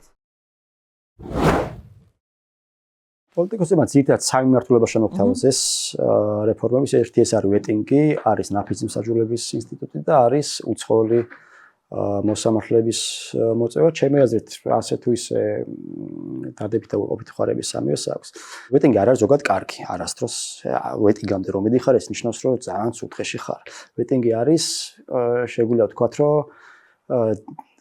სასამართლოს დამოუკიდებლობაში ჩარევა, როდესაც სხვა ხელისუფლება, მაგალითად აღმასრულებელი ხელისუფლება მიდის და სასამართლო ხელისუფლებაში ერევა და ეუბნება, რომ მოდი ახლა მე გადავწყვეტ შენ მათ ვინ უნდა დარჩეთ და ვინ არ უნდა დარჩეთ. ზოგადად თუ დადასტურდა რომ მოსამართლეს აქვს მიღებული თავის დროზე უკანონო გადაწყვეტილება, ის კანონით გაცილებით მაღალი სტანდარტითაა დაცული, ვიდრე მაგალითად პოლიტიკოსი და პრინციპში სწორია. ეს არ შეიძლება მოსამართლეს კონდეს იმის შიში, რომ აი ახლა მე თუ შემეშლება რაღაცა, მართლა თუ შემეშლება, ამის გამო მე დავისჭირდა ციხეში წავალ. არავინ არც ერთი კარგი იურისტი არ წავა სასამართლოში ასეთი შიში რომ კონდეს. გარდა ამისა, მოსამართლე უნდა იყოს დაცული ხელისუფლების ცვლილების შემთხვევაში პოლიტიკური ანგარიშწორებისგანაც. თუ მე წინა ხელისუფლების პირობებში რაღაცა შემეშალა, ოღონდ თუ მართლა შემეშალა, ის კი არა რომ რაღაც ქრთამია ვიღათ, რომ რაღაცა შემეშალა, ამ შემთხვევაში მე არ უნდა მქონდეს იმის შიში, რომ ხელისუფლება შეიცვლება და დამსჯის. თუ ამის შიში მაქვს, ჩემი мотиваცია ყოველთვის იქნება, რომ არ შეიცვალოს ხელისუფლება და მივალთ იქამდე, სადაც ეხლა ვართ, რომ მოსამართლეები ჩაბღაუჭებულები არიან ამ ხელისუფლებას. ვეტინგი არის, ასე ვთქვათ, შედარებით ცივილური ფორმით ჩარევა სასამართლოს საქმიანობაში არა იმდენად თუ ჩვენ ვაღიარებთ რომ სასამართლო იყო პოლიტიზირებული, იყო გახრწნილი, იყო კორუმპირებული, ამ შემთხვევაში ჩვენ მივდივართ მოსამართლებთან და ცივილურად ვეუბნებით ასეთ რაღაცას. მე ვიწყებ ვეტინგს, ვეტინგი არის მოსამართლეების კეთილ სინდისიერების დადგენა, ასე ვთქვათ. ვამოწმებ მე შენ ქონებას, შემოსავლებს ამ წლების განმავლობაში, როცა მოსამართლე იყავი და ვადარებ, გქონდა თუ არა შენ მოსამართლის ხელფასით იმის საშუალება, რომ ეს ქონება დაგეგროვებინა და მეორე არის ვიწყებ ხო შენი კეთის სინდისიერების შეფასებას და მე შენ გაძლევ არჩევანს. შენ თუ გინდა მიიღე მონაწილეობა ვეტინგში, ოღონდ იცოდე რომ ამას შეიძლება მიგვიყვანოს შედეგებამდე რომ ძალიან ცუდი რაღაცები ამოვიდეს შენზე, ამოტივტივდეს და თუ გინდა ნუ მიიღებ ვეტინგში. შენ გაქვს უფლება რომ არ მიიღოს ერთ მონაწილეობა, მაგრამ დაიხურე და წადი. ან თუ შენ ვიგაჩნია რომ რაღაცები გაქვს დაშავებული, მე გაძლევ შენ საშუალება, მე ვიცი რომ ვერ გაგიშვებ, უღადოდ ხარ დანიშნული, ეს მარტივი არ არის შენი გაშვება, მაგრამ შენი ეს არის მიშ არ გეჩვენება რომ ზუსტად ეგ არის მიზანი ამ ამბის ვეტინგის, რომ ამ 6 თვეში ახლა რასაც უსმენთ ხო კოალიციის წარმომადგენელს ხო აი მე ძალიან მომეწონა, იმიტომ რომ ყველაზე მეტად გავიგე პროცედურულად მთლად არა, ტექნიკურად მთლად არა, მაგრამ აი რაღაცნაირად უფრო კარგად ჩანდა შტრიხები რას აპირებენ და როგორ ხო ეგ ეს 6 თვიანი პერიოდი სწორედ ამიტომ არის რომ თავად მიიღონ აი ამ მოსამართლებმა, რომლებიც გარეულებე არიან ასეთ საქმეებში, რომ წავიდნენ და დატოვონ სისტემა. ეს არის ხო? რაც მოისმინა თუნდაც ეს ერთთვიანი პერიოდის მომეწონა ისიც, რომ მოსამართლების კვალიფიკაციის შეფასება არ არის რეფორმის პირველი ეტაპი. ცოტა უცნაურად კი შეიძლება ჟღერდეს, მაგრამ კი ბატონო მოსამართლების კვალიფიკაცია დღევანდელ სასამართლოში არის ყველაზე ნაკლები პრობლემა და თუ მივალთ იქამდე რომ ალბათ ბოლო ეტაპია პრინციპში რა მოსამართლეს კვალიფიკაცია იმდენად სიღრმისეული პრობლემები გვაქვს რომ ჯერ უნდა ეს კეთილსინდისიერება შემოწმდეს ასე ვთქვათ გაიწყლოს დადგინდეს ადამიანები რომლებიც მზად არიან რომ შეიძლება აქამდე რაღაცა არაკეთილსინდისიერებას აკეთონ მაგრამ მზად არიან რომ ამ შემთხვევაში კობახიძის ახლა თქვი რომ მოსამართლეები რომლებიც ადრე თუ რაღაცებს ჩადიოდნენ ახლა კარგი რაღაცებს ჩადიოდნენ და ამის შემდეგ გადავდივართ უკვე კვალიფიკაციაზე რაც ტექნიკურად ის ალბათ ყველაზე მარტივად მოსაგვარებელი არის რა. ეს არის მოკლედ ვეტინგი, უბრალოდ აი მაგალითად ერთ-ერთი პოლიტიკოსმა თქვა ჩემი აზრით არასწორი რაღაცა და რას გულისხმობ. სასამართლო ზოგადად არის ყველაზე მეტად სენსიტიური ისეთი საკითხებისადმი, როგორც არის მაგალითად ინტერესთა კონფლიქტი, რაღაც წინასწარ რაღაც აზრის დაფიქსირება და ერთ-ერთმა პოლიტიკოსმა, რომელიც სავარაუდოდ რადგან ამ პროექტში მიიღო მონაწილეობა, იგულისხმება, რომ მისი პარტიიდან იქნება ჩართული ამ რეფორმაში, იქნება ეს ვეტინგის დროს იქნება კომისია, რომელიც ამ ყველაფერს ადგენს.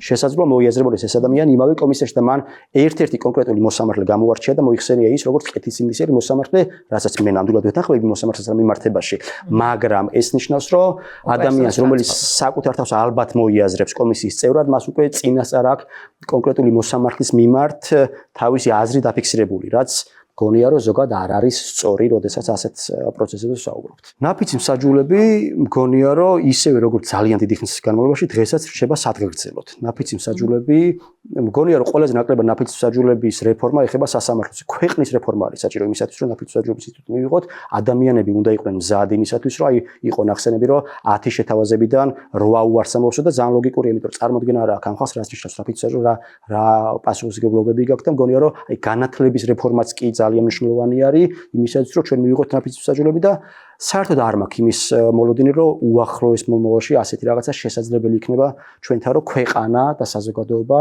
იყოს მზად იმისათვის რომ ერთი რომ დამოკიდებულება შეიცვალოს ზოგადად და მივხვდეთ რომ მასიურად მივხვდეთ რომ ნაფიცი მსაჯულები არის საჭირო და მეორე ადამიანებს ჰქონდეთ იმის შეგნება რომ წავიდნენ შემდეგ სასამართლოში მაგრამ რა თქმა უნდა კანონებს ხო ვერ ისწავლენ ეს ადამიანები შეუძლებელია მოსამართლემა არიციან და პროკურორმა ეს კანონები რო სრულყოფილად უბრალოდ პრინციპები უნდა იცოდნენ სამართლის პრინციპები უნდა იცოდნენ ზოგადად სისტემა უნდა იცოდეს ამ ადამიანებმა როდესაც მიდიხარ სასამართლოში უნდა მიიღო გარკვეული რაღაცებზე წარმოდგენა უნდა ქონდეს ძალიან შორს ვართ აი გონია რომ ამ წუთას ამ სამი რაღაცა რაც ახსენეს ეს იყო ვეტინგი ნაფიცი მსაჯულები და უცხოელი მოსამართლეების ჩამოყვანა ნაფიცი მსაჯულები ყველაზე უნდა დავიწყოთ ცოტა ხნით საერთოდ როდესაც ვსაუბრობთ ჩვენ ხელისუფლების შეცვლის შემდეგ პირველად რეფორმები როდესაც ვსაუბრობთ ვერ წარმომიდგენია რომ იქ ნაფიცი მსაჯულებით დავიწყოთ ჩვენ გეთანხმები იმ ამბავში რომ რთულია საქართველოში ნაფიცი მსაჯულები რამდენად მოქმედებს მაგაზე სულ პატარა ქვეყანა ვართ და ნაცნობობა ძალიან ისე არის ფართოდ გავრცელებული ეს ხო მოქმედებს ნაფიც მსაჯულზე უნდა თუ არა აი რაღაცა საქმეზეა სადაც ყავს თქვათ ადამიანი რომელსაც იცნობს ან რაღაცა კავშირი აქვს ამერიკაში მესმის რომ დიდი ქვეყანა თუნდაც იქ მაგალითად O.J. Simpson-ის ცნობილი ამბავი ხო იქაც შეიძლება ადამიანს ჰქონდეს რაღაცა აი ჰერმენევტიკულად პრობლემა აღქმის რა არის სინამდვილეში მომხდარი და პირადი გამოცდილება რაღაცა ან თუნდაც ის რო არ აქვს რაღაც ელემენტარული ცოდნა ხო ამ კანონების და ასე შემდეგ არ დადგეს ის შედეგი რაც უნდა დადგეს ანუ სამართალი არ დადგეს ხო ორი კითხვა იყო ერთი არის აი ეს რო პატარა ქვეყანა ვარ და ყველას ვიცნობთ ეს მაგოქ ერთი შეხედვით არის ძალიან სერიოზული პრობლემა, იმიტომ რომ ჩვენ თუ ამ პრობლემამდე მივვალთ, ეს გაცილებით უარეს შედეგამდე მიგვიყვანს, ვიდრე ერთი მოსამართლის შემთხვევაში ხდება. უბრალოდ გათვალისწინებული შერჩევის შემთხვევაში ამერიკაშიც თუ კი იმ საქმესთან ან ახლოს არიან იმის ნაცნობია, ამ შემთხვევაში ბევრი ფილტრი არის, კარგად გაკეთებულ, საკანონმდებლო ბაზის შემთხვევაში ბევრი ფილტრი გაქვს და ბევრი საშუალება არის, რომ ასეთი რაღაცებისგან იყო დაზღვეული, კი მე ესმის ეს შიში, მაგრამ აი ამ ეს შიში მაგონებს აი გლის შიშით ფარის გაწყვეტის ეს არის რომ იმიტომ შეგვიძლია ჩვენ თუ კარგად ვიმუშავებთ რეფორმა თუ სწორად განხორციელდება ამისგან ნუ მაქსიმალურად რო იყოს დაზღვეულები, ეგ შესაძლებელია უბრალოდ ნებად საჭირო არის პოლიტიკური და ტექნიკური საკითხების შესრულებას. რაც შეეხება ადამიანების განხლებულებას კანონებში, ხო წეღარას ვისაუბრე, რომ ძალიან შორს ვართ იმისაც, რომ ადამიანები არა ის კი არა რომ განხლება მიიღონ, არის აზროვნება მივიდეს იქამდე, რომ ეს არის საჭირო ქვეყნისთვის. რომ მე შეიძლება იყოს ეგ მაგალითად სამოქალაქო განხლების ფორმა იყოს გარკვეულ დონემდე სკოლაშიც ისწავლებოდეს რაღაცა იმებში და შესაბამისად, ერთია რომ ადამიანმა თავისი უფლებები იცოდეს, იმიტომ რომ უმეტესობა საქართველოს მოქალაქემ არ იცის თავისი უფლებები და შესაბამისად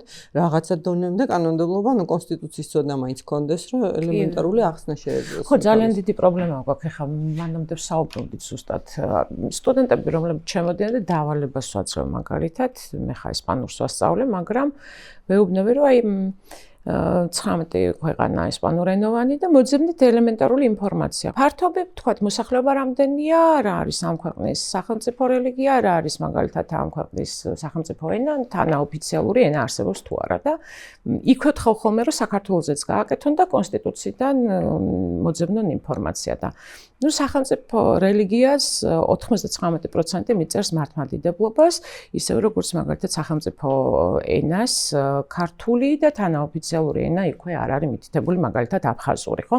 ეს ძალიან დიდი პრობლემა გვაქვს სტუდენტების დონეზეც კი ვერ მიდიან კონსტიტუციამდე. აი დავალება ხო არის რომ იქ უნდა ჩაიხედო და ხო გამოდის მერე რომ სამოქალაქო განათლება თქვათ კარგად არ გვიმუშავებს როგორც ჩანს ხო სკოლებში. თავისუფლების პასუხისმგებლობაც უნდა ისწავლებოდეს, იმიტომ რომ მე ვთვლი რომ მარტო ჯერ პირველ რიგში თავისუფლების აღქმა არ ვიცით რას ნიშნავს თავისუფლება. მე ვთვლი რომ თავისუფლება არის ყველაზე მნიშვნელოვანი საპასუხისმგებლო ნაწილი, რითაც მე აი ეს სახელმწიფო ყალიბდება და ავტომატურად ეს მართლმსაჯულების ნაწილიც რა, იმიტომ რომ ძალიან ბევრ ხალხს, გარდა იმისა, რომ ძალიან მცირე ერი ვართ, ეშინიათ პასუხისმგებლობის აღება, რომც არ იცნობდეს ეს ამ ადამიანს და არ იცოდეს ესე რომ ვთქვათ რაღაცა სისტემა და რაღაცები, ეგრევე პასუხისმგებლობას თიშავს, რომ არ უნდა აი ამ რაღაცა სისტემაში, აი ეს პასუხისმგებლობა აიღოს და რაღაც ის თქვას თავისუფალი აზრი. მაგის კულტურაც არ არის. ელემენტარულად ეხაც ხალხი რატო აჩუმათ? უმეტესობა. ეშინია ხალხს, შიშია იმდენად გაბატონებული, რომ აი ამ რაღაცეების თქმა, იმიტომ რომ მურსიძე ჩემი ნათესავია და ახლობელია და ვერაფერს ვერ ვიტყვი, მაგრამ არ ვთვლი რომ მართალია, რა თქმა უნდა, ოჯახშიც და სკოლაშიც და მთლიან საზოგადოებაშიც უნდა ისწავლებოდეს ეს პასუხისმგებლობა, რასაც აი ამ ყველაფერზე თანმიმდევრულად ძალიან მალე არა, მაგრამ თანმიმდევრულად მიგვიყვანს შესაბამის წერტილამდე. მე ზოგადად გონია რომ მომავალი საქართველოს სკოლას ასეთი ფუნქცია უნდა ქონდეს რა ვიცი. ჯომოლოგმა რამ სიმაღლე არის და მეორე მსოფლიო ომის რაც ხდებოდა მაგას ნებისმიერ სკოლაზე კარგად ChatGPT ასწავლის ბავშვს. ინფორმაციის მიღება, ფაქტების მიღება, მიიღებს თუ ჩემი აზრით სკოლა უფრო დაკარგავს მნიშვნელობას და როგორი მოქალაქე უნდა გაზარდოს და როგორი ღირებულებები უნდა ქონდეს ადამიანს, ეგ როლი დაეკისრება ალბათ უფრო მეტად სკოლას, რომ პასუხისმგებლობა გაიაზროს საკუთარი თანაკლასელების მიმართ, მასწავლებლების მიმართ, ქვეყნის მიმართ. მე რომ ვამბობ, რომ ნაფიცი საჯულების ინსტიტუტი შორს მივარ პერსპექტივა, თუ მაგას ვუყურებ, რომ უნდა წამოვიდეს ის ხალხი, რომელსაც გათავისებული ექნება თავიდან ბოლომდე, ის პასუხისმგებლობა, რაც აუცილებელი არის იმისათვის, რომ მე წავიდე ნაფიც საჯულად. არ შეიძლება თუ პასუხისმგებლო ადამიანებით დაკომპლექტების ნაფიცაჯულები ისევ ჯობია რომ ცეკვავდაც აცვა იყვნენ მოსამართლეები. ქვეყნის მოქალაქეებზეც რომ ხო, ეგ ძალიან ისეთი საინტერესო თემა არის, მაგაზე ხშირად მიფიქრია ხოლმე, ხო, ჯობია რომ გვასწავლონ როგორ უნდა მართლმსაჯულება, მაგრამ ისევ იმ პრობლემასთან მივდივართ, რომ ჩვენ რატო ვართ დარწმუნებულები, რომ ეს იმუშავებს ან ადამიანებს საქართველოში ექნება მაგალითად ამერიკელ მოსამართლის მიმართ რამე ნდობა და ეს კიდე რაღაც არ მიგვიყვანს იქამდე, რომ დაიწყება ვთქვათ რაღაცა კამპანია, რომ აი ნახე ის რახან ამერიკელი, ამიტომ გამამტყუნა მე თორე რომ ყოფილიყო ქართველი ამას არიზავდა და კიდე ახალი რაღაცა უბედურების კერა შეიძლება იყოს. ასე უყურებ ამ ამბავს და 10 წელიწადიო თქვა მე მგონი ფედერალისტების წარმომადგენელმა 10 წელიწადი რატომ არის 10 წელიწადი საინტერესო იქნებოდა მოსასმენად. ათეულობით წელიწად მე მგონი ათეულობით თქვა მე 10 გავიგე და ათეულობით წელიწადი ხო არ ვიცი ეს ნიშნავს რომ საერთოდ აღარ ვითარდება მე საქართველოში აღარ ყალიბდება მოსამართლის კულტურა და აი რასაც შენ ამბობდი მიშა რომ ამას სჭირდება განათლება რაც მალე დავიწყებთ თან მით უკეთესია და მგონია რომ საქართველოში არიან მაინც მოსამართლეები რომლებსაც შეუძლიათ რომ რა ვიცი თავისი ცოდნიდან გამომდინარე ან რა ვიცი პატიოსანი გამოცდილებიდან გამომდინარე ბექგრაუნდით მოვიდნენ ისე რომ აიღონ თავის თავზე ეს ამბავი და არ მოგვიწევს მაგალითად ამერიკელი რომელსაც სხვა სპეციფიკიდან მოდის მაინც განსხვავებული ის კანონმდებლობა იცის და უცბად შეიძლება აქ დასვა მე მგონი რომ მათ გაჩნდება დიდი კონფლიქტები. გეთანხმებით, თან კიდევ აქ ერთი იქნება რომ უნდა ითარგმნოს ეს ყველაფერი. ანუ თარგმანშიც ძალიან ბევრი რაღაცა შეიძლება დაიკარგოს. იმდენი გავახსენეთ, კი, ძალიან დიდი მნიშვნელობა აქვს სიტყვის ინტერპრეტაციას. თარგმანში. უბრალოდ გვასწავლონ. გვასწავლონ ამერიკელებმა როგორ უნდა შევქმნათ სისტემა, რა უნდა იყოს, როგორ უნდა იყოს, რას ვაქცევთ ყურადღებას. ამ სამი რაღაციდან ერთი რო არის ნაფიც საჯულები, მეორე არის ვეტინგი და მესამე უცხოელ მოსამართლეებს ყველაზე უარყოფითად უცხოელ მოსამართლეებს რეფორმისკენ ვარ. ამ მართლობითი ორგანიზებული რამდენიმე მიზეზის გამო. ერთი არის რომ ჩვენ თუ გვინდა რომ ჩამოვიყვანოთ ამერიკელი მოსამართლეები, იმიტომ რომ ამერიკაში მაგარი სტანდარტებია, ამერიკული სტანდარტით კარგი მოსამართლე აქ არ წამოვა და აქ არ არის მხოლოდ ფინანსური საკითხი. თუ ამბობთ რომ ამერიკა იმიტომ გვინდა რომ კარგია, აი იმ სტანდარტით კარგი მოსამართლე აქ არ წამოვა, იმიტომ რომ უამრავი რაღაცა არის. ერთი და ორი წუთი ხარ ჩამოვიყონ ერთ მოსამართლეს, დიდხანს აი ადაპტაცია უნდა გაიაროს საქართველოს და არ უყურს. ახლა იქ თუ ამერიკაში თუ კარგი მოსამართლე ხარ, არსად არ წახვალ რა. ეს არის რომ მაგას კარგი მოსამართლეებს ვერ ჩამოიყვან, მეორე არის ნდობის საკითხი. პრინციპში პოლიტიკოსები ასეთ უშე თანხმდებიან იმაში, რომ თავარი პრობლემა არის არა კვალიფიკაცია მოსამართლების, არამედ ნდობა. უცხოელი მოსამართლების ჩამოყვანა ჩვენ გვიგვარებს ასეთ უშე კვალიფიკაციის პრობლემას, რომ ვამბობთ რომ ჩვენ არ გვყავს კვალიფიციური კადრები და მოდი ვისუნ ჩამოვიყვანოთ, მაგრამ ჩემი აღქმით უფრო გვირთულებს ნდობის საკითხს და რატომ? ერთი ჩვენ საუბარი იყო იმაზე, რომ პირველ ინსტანციის მოსამართლე უნდა დარჩენ ქართველები, მეორე და მესამე ინსტანცია, ანუ სააპელაციო და საკასაციო უზენაეს სასამართლოში უნდა იყვნენ უცხოელები. თუ ხელისუფლება მეუბნება ასე პირდაპირ მეუბნება და აღიარებს, რომ ქართველი მოსამართლეები არ ვარგიან, მათ არ აქვს საკმარისი კვალიფიკაცია და ამიტომ მე ჩამოვყავს უცხოელი მოსამართლეები, იმ ქართველი მოსამართლეების მიმართ, რომელსაც მიტოვებ, უფრო მიქრება, ხო? ნდობა არა და ყველაზე მნიშვნელოვანი ეგ არის. პირველი ინსტანცია არის ყველაზე მეტად შემხებლობა გაქვს შენ პირველ ინსტანციასა და თუ შენ მეუბნები რომ პირველ ინსტანციაში რა მოსამართლეც ყავს ისინი არ არიან სანდონი მე რო წავაგო პირველ ინსტანციაში სასამართლო ეგეც კი მეუბნება რომ მოდი მაშინ გავასაჩირო და სასამართლოს ერთ-ერთი მიმართულება ხელისუფლების ერთ-ერთი ამოცანა უნდა იყოს რომ პირველ ინსტანციაშივე მე შენ ისეთი სასამართლო უნდა შემოგთავაზო რომ მე შენ არ წაიღოს აპელაციაში, იმიტომ რომ დარწმუნდე, რომ ეს მოსამართლე იმდან კვალიფიცირებული იყო, რომ ის რომ გეუბნება, რომ შენ მტყუანი ხარ, მე უნდა დავიჯერო, რომ მტყუანი ვარ და მარტო განსაკუთრებულ შემთხვევაში უნდა წავიდე იმაში ზემოთ და აი თარგმნის პრობლემაც ეგეც რა თქმა უნდა გაართულებს, კიდევ უფრო ვილაპარაკეთ, უწყლობით იწელება პროცესი, რა თქმა უნდა გაართულებს. აი კვალიფიკაციას რო დაუბრუნდეთ, ჩვენ ხო ამბობთ, რომ უნდა ჩამოვიყვანოთ ეს მოსამართლეები, პირველ რიგში ვასწავლოთ ქართული კანონმდებლობა.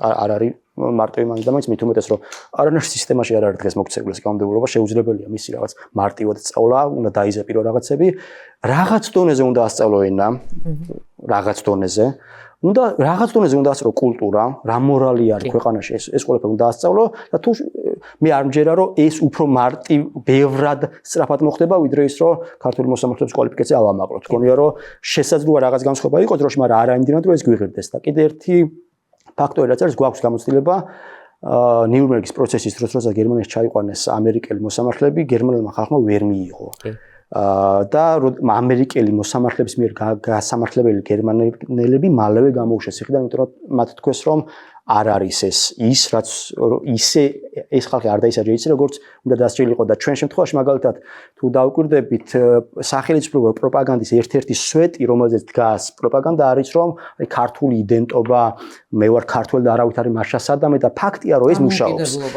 მუშაობს ანუ სწორია თუ არასწორია მუშაობს და ის ხალხი რომლებზეც ეს პროპაგანდა მუშაობს ხელისუფლების შეცვლის შემდეგაც ჩვეულებრივ მოქალაქეებად რჩებიან მათაც ის იმდენივე ხმა ექნებათ არჩევნებზე როგორც ჩვენ მათაც ისეთივე უფლებები უნდა ქონათ როგორც ჩვენ და ამ ახალს ჩვენ ვერ ვეტყვით რომ ეხლა მე რაღაც რეფორმას დავიწყებ შენ ცოტა ხანი გვერდზე გაიწიე მე არ მაინტერესებს შენი აზრი რეფორმას რომ ვორჩევით მე დაგიდაეძახებ და მე ენდე სასამართლოს მგონია რომ ბევრი მიმართულებით გვექნება პრობლემა თუ ჩამოვყოთ უცხოელ მოსამართლეებს და არაფერს ისიც არ გვიგوارებს ის მოგორებაც არ შეგვიძლია ყველაზე მარტივ პრობლემას გვიგوارებს ეგ და ყველაზე რთულს შეიძლება გვირთულებს იმ ძირითად რეფორმას, რაზეც საუბრობდი მართლმსაჯულების ნაწილში, აუცილებელია თან, ასე ვთქვათ, დავამატოთ ის კრიტერიუმები და ტექნიკური საკითხები, მაგრამ ძალიან შინაარსობრივი, რომელიც აუცილებელი იქნება სასამართლოს და ზოგადად მართლმსაჯულების გაჯანსაღებისთვის ამ ქვეყანაში, საქართველოში. უნდა გაფართოდეს ნაფისსაჯულთა ინსტიტუტი სისხლის სამართლის საქმეებზე, ძიმე და განსაკუთრებით ძიმე დანაშაულზე. ეტაპობრივად უნდა დაემატოს და საბოლოო ჯამში და მივიდეთ რომ ყველა მუხტთან დაკავშირებით შესაძლებელი იყოს პროცედურულად ამდაგვარად საკითხების განხილვა ეს ერთი მეორე მნიშვნელოვანია რომ რეჟიმის ცვლილების შემდეგ ჩვენ შევძლოთ და შევცვალოთ და მივიღოთ პრაქტიკა ისეთი რომ ნაკლებად მძიმე დანაშაულის ჩამდენ პირებს მათ მიმართ არ იყენებდეს სასამართლო წინასწარ პატიმრობას ვინაიდან მათ შეეძლოს საზოგადოებაში სრულფასოვანი ასე ვთქვათ ფუნქციონირება და ეს არ იქნას გამოყენებული სახელმწიფოს მხრიდან უფრო მეტად ჩარევა მის თავისუფლებებში და უფლებებში. ასევე ძალიან მნიშვნელოვანია რომ ჩვენ მოვახდინოთ სრული განთავისუფლება იმ ადამიანების ვინც ეკონომიკური დანაშაულისთვის იხდის სასჯელს და ასევე დავადგინოთ ზედაც ზღვარი რა შემთხვევაში შეიძლება ადამიანების პატიმრობა, როცა მან ჩაიდინა ეკონომიკური დანაშაული.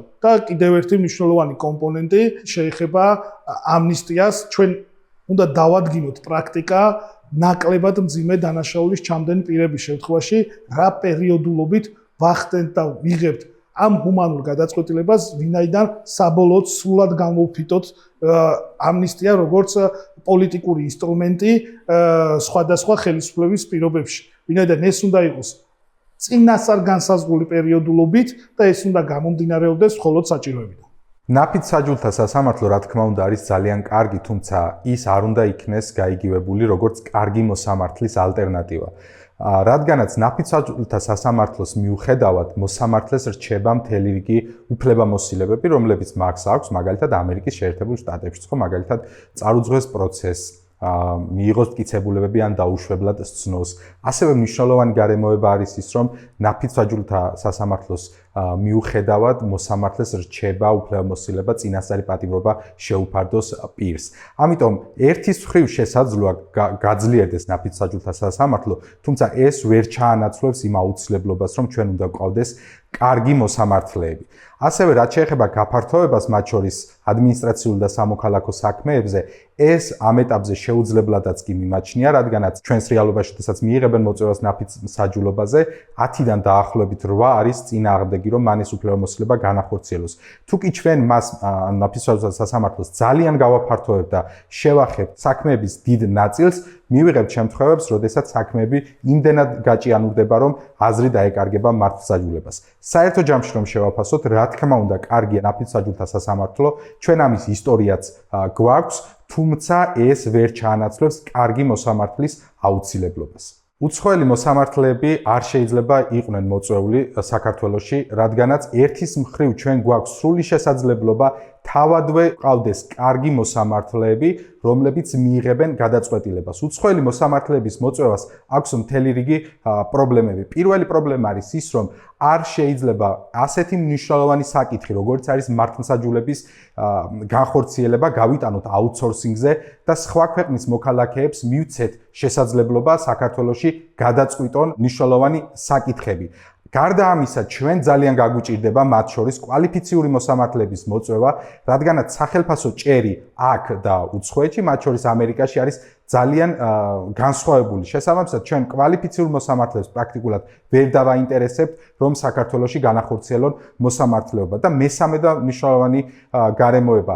როდესაც რაღაც საკითხში არ გვაქვს წინსვლა, ჩვენ არ ვამბობთ, რომ მოვიწვიოთ ამ საკითხში თქვათ უცხოელები და მათ მივანდოთ ამ საკითხის გადაწყვეტა. სასამართლო უნდა დაკომპლექტდეს მხოლოდ და მხოლოდ საქართველოს მოქალაქეებით, რომელთაც აქვს ერთის მხრივ ქართული კანონმდებლობის ცოდნა, რაც ასევე პრობლემური იქნება უცხოელი მოსამართლეებისთვის, იმიტომ რომ ქართული კანონმდებლობის ცოდნის გარეშე შეუძლებელია სწორად იქნეს გადაწყვეტილება მიღებული და მეორეს მხრივ ჩვენ გვყავს კვალიფიციური იურისტები, რომელთაც შეუძლიათ დამოუკიდებლად, მიუკერძოებლად კეთილსინდისიერად გადაწყვეტონ დავები. რადგან გამოითქვა პრეტენზია ნაფიც-ვაჟულებთან დაკავშირებით, რომ თითქოს ისინი ვერ ფლობენ სათანადოდ მოსამართლის მსგავსად საკანონმდებლო ენას, ჩვენი მიზანი სწორედ ეს არის, რომ ვახსენე, როგორ დაეხმარება ეს მოქალაქეს გაეცნოს კანონებს, რომელიც ხშირ შემთხვევაში გაუგებრად არის ფორმულირებული, როგორც სასამართლო გადაწყვეტილებებში, ისე უშუალოდ პროცესზე. პროცესის მონაწილე პროფესიონალები, მათ შორის მოსამართლე იქნება ეს ადვოკატი, პროკურორი, იძულებული იქნებიან რიგითი მოქალაქეებისთვის გასაგებ ენაზე მოთარგმნონ ეს კანონები, გაცილებით მეტი მოინდომონ და მთელ ამ პროცესში და კონკურენციაში ცხადია, რომ მართლმსაჯულების ხარისხიც კი აიწევს. რაც შეეხება ნაფიც-ვაჟულებს, მათ უფლება აქვს პროცესში მიმართონ მოსამართლეს და მოსთხოვონ ნებისმიერი კანონის განმარტება, ხოლო გადაწყვეტილებას ისევე როგორც ნაფიც-ვაჟულები მოსამართლეს შინაგანი რწმენის საფუძველზე იღებს და შინაგანი რწმენა უნივერსიტეტში არ ისწავლება. რაც შეეხება უცხოური სასამართლოს ნაწილს, ჩვენ სტრასბურგის ანუ ადამიანის უფლებათა სასამართლოსთვის მიმართვის გამოცდილება უკვე გვაქვს, ქართველები მრავალი წელია სარგებლობენ ამით და ევროპული სასამართლოს გადაწყვეტილებები ჩვენი მართლმსაჯულების ნაწილი, ასევე დავამატებ პოსტსაბჭოთა სივრცეში უცხოური სასამართლოს არსებობის პრეცედენტს, ეს გახლავთ ყაზახეთში, რომელმაც ცალკე სახელმწიფო სტრუქტურებისგან დამოუკიდებელი ორგანო შექმნა, ეს არის ფინანსური ინსტიტუტი, სადაც მათ ჩამოიყვანეს 9 ბრიტანელი მოსამართლე, იქ მოქმედებს ბრიტანული კანონმდებლობა და ამან მნიშვნელოვანწილად გაზარდა ინვესტიციების რაოდენობა, ეკონომიკური უსაფრთხოება, ხელი შეუწყო კონკურენციას და ბიზნესის განვითარებას და ჩვენ შეგვიძლია ძალიან მარტივია და ეს Google-შიც მოიპოვება, შევადაროთ მანამდელი ეკონომიკური მდგომარეობა ყაზახეთის და მას შემდეგ რაც მათ ეს აღნიშნული ინსტიტუტი სასამართლოს სახით ამოქმედეს. ასევე შემიძლია მოვიყვანო მაგალითი ჰონკონგისა და სინგაპურის, რომელთაც 50 წლის განმავლობაში სააპელაციო სასამართლოს ნაცვლად ჰქონდათ ბრიტანული Privy Council-ის კომიტეტი ოფიციალურად, სადაც საქმეები განეხილებოდა და ამასაც იგივე ეფექტი ჰქონდა, როგორც სამართლიანი სასამართლოს კუთხით, ასევე ბიზნესის განვითარების და ეკონომიკური წინსვლის თვალსაზრისით და ესეც და ამასთან დაკავშირებული ციფრებიც ღია და შეგვიძლია მოვიპოვოთ. სტრასბურგის სასამართლოს ანალოგია ვერ გამოდგება უცხოელი მოსამართლეების საპირწონედ, რადგანაც სტრასბურგის სასამართლოს აქვს კონკრეტული უფლებამოსილება ადამიანის უფლებების დაცვის ნაწილში და ის არ განიხილება როგორც ზემდგომი ინსტანცია ქართული სასამართლოების. ეს არის მნიშვნელოვანი გარემოება და ასევე ის, რომ იქ თითოეულ ქვეყანას ყავს თითო წევრი, შესაბამისად მასში მონაწილეობენ თანაბრად ხელშემკვრელი სახელმწიფოები. რაც შეეხება უცხოელ მოსამართლეებს, იმის გამო რომ სასამართლო არ ვარგა, ჩვენ არ უნდა ვთქვათ, რომ უნდა დავთმოთ და სხვა ქვეყნის მოქალაქეებს გადავაბაროთ ეს საქმე, რადგანაც მაგალითად დღეს ჩემი შეფასებით არ მუშაობს სწორად პარლამენტი, თუმცა ჩვენ არ ვამბობთ, რომ პარლამენტიც გავიტანოთ აუთსორსზე. ასევე მთავრობის მუშაობასთან დაკავშირებითაც არის ფრთხილად რომ ვთქვათ კითხვები, ხო?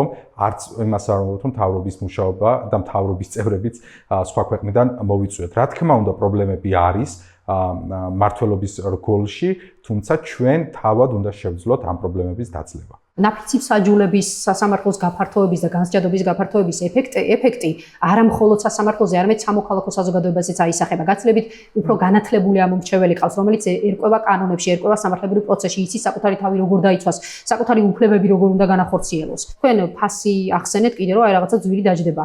ჩემი აზრით, როდესაც ვამბობთ ესეთ წინადადებას, რომ სამართლიანი სასამართლო არის დემოკრატიული სახელმწიფოს ფუნდამენტი, ამ ფუნდამენტისთვის მე მგონი რომ ფასი არ არსებობს, ანუ შეუფასებელია, თუმცა ჩვენ ეს დათვლილი გვაქვს და ნამდვილად არის პირდაპირ პროპორციული იმისა, რა შედეგიც გვინდა რომ საომალოდ ნორმალური დემოკრატიული სახელმწიფოს ფორმირებისთვის მივიღოთ. რაც შეეხება იმას, თუ რატომ არ შეიძლება მაგალითად დაინტერესებულმა მხარემ მოახდინოს ნაფიც მსაჯულებზე ზეწოლა, გაცილებით მარტივია როდესაც შენი ობიექტი ზეწოლის მოხდენის არის ერთი მოსამართლე, რომელიც არის რაღაც გაურკვეველ კლანში ჩართული და არის კორუმპირებული და მარტივად შეგიძლია მასთან რაღაც გარკვეული კავშირებით მიაღწიო, ვიდრე 10 და 12 მსაჯულს სდიო და მოელაპარაკო, ხო? ანუ პრაქტიკულად გამორიცხულია, რომ 12-ზე და 10 მსაჯულზე შეძლო ზეგავლენის მოხდენა და თითოეულ მათგანს რომელიმე ერთმა მაინც თუ კი განაცხადა, რომ მასზე ზეწოლა მიმდინარეობს, ცხადია, რომ ის შესაბამის სამართლებრივ შედეგებს იპოვის. რატომ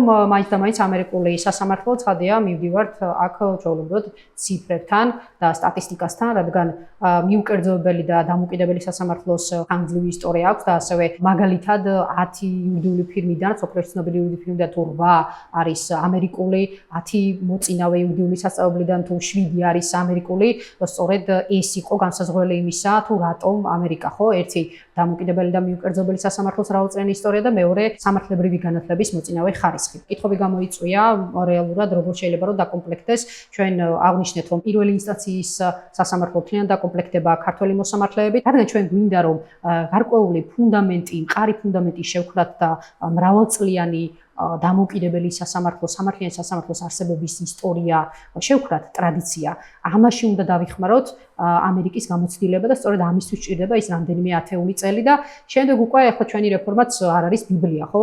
რეალურად ჩვენ ვაპირებთ რომ ეს ფართო დისკუსიისაგანი გავხადოთ, სამწუხაროდ არ გვაქვს შესაძლებლობა რომ ამაზე დებატები წავიდეს, აგერ ჩვენ ნახეთ ახლა ლაივ რეჟიმში რომ ერთმანეთს რაღაც კითხვებს უსვამთ, რაღაც ვაკრიტიკებთ, პასუხობთ. ამის შესაძლებლობა უნდა მოგვეცეს რომ ფართო დისკუსია გაიხსნას და მე უკვე ყველა თავისას წარმოადგენს. ამ შეიძლება ჰიბრიდული ნაწილი იყოს, ხო? იქ რაღაცა ნაწილი აპელაციის დაკომპლექტდეს ქართველი მოსამართლეებით, ნაწილი ამერიკულით, ანუ ეს უკვე მომავლის საკითხია, ანუ ჩვენი პოზიცია ასეთია, თუმცა მოვისმენთ ასევე სხვა პარტიების წარმომადგენლების არგუმენტებსაც, რომლებიც მაგალითად შეძლებენ ჩვენს გადარწმუნებას, ხო? ანუ ჩვენი არგუმენტები გვაქვს, გვაქვს ჩვენი რეფორმა, რომელზეც რამდენიმე წელი ვიმუშავეთ და მზად ვართ ამაზე ღია და საჯარო დისკუსიისთვის.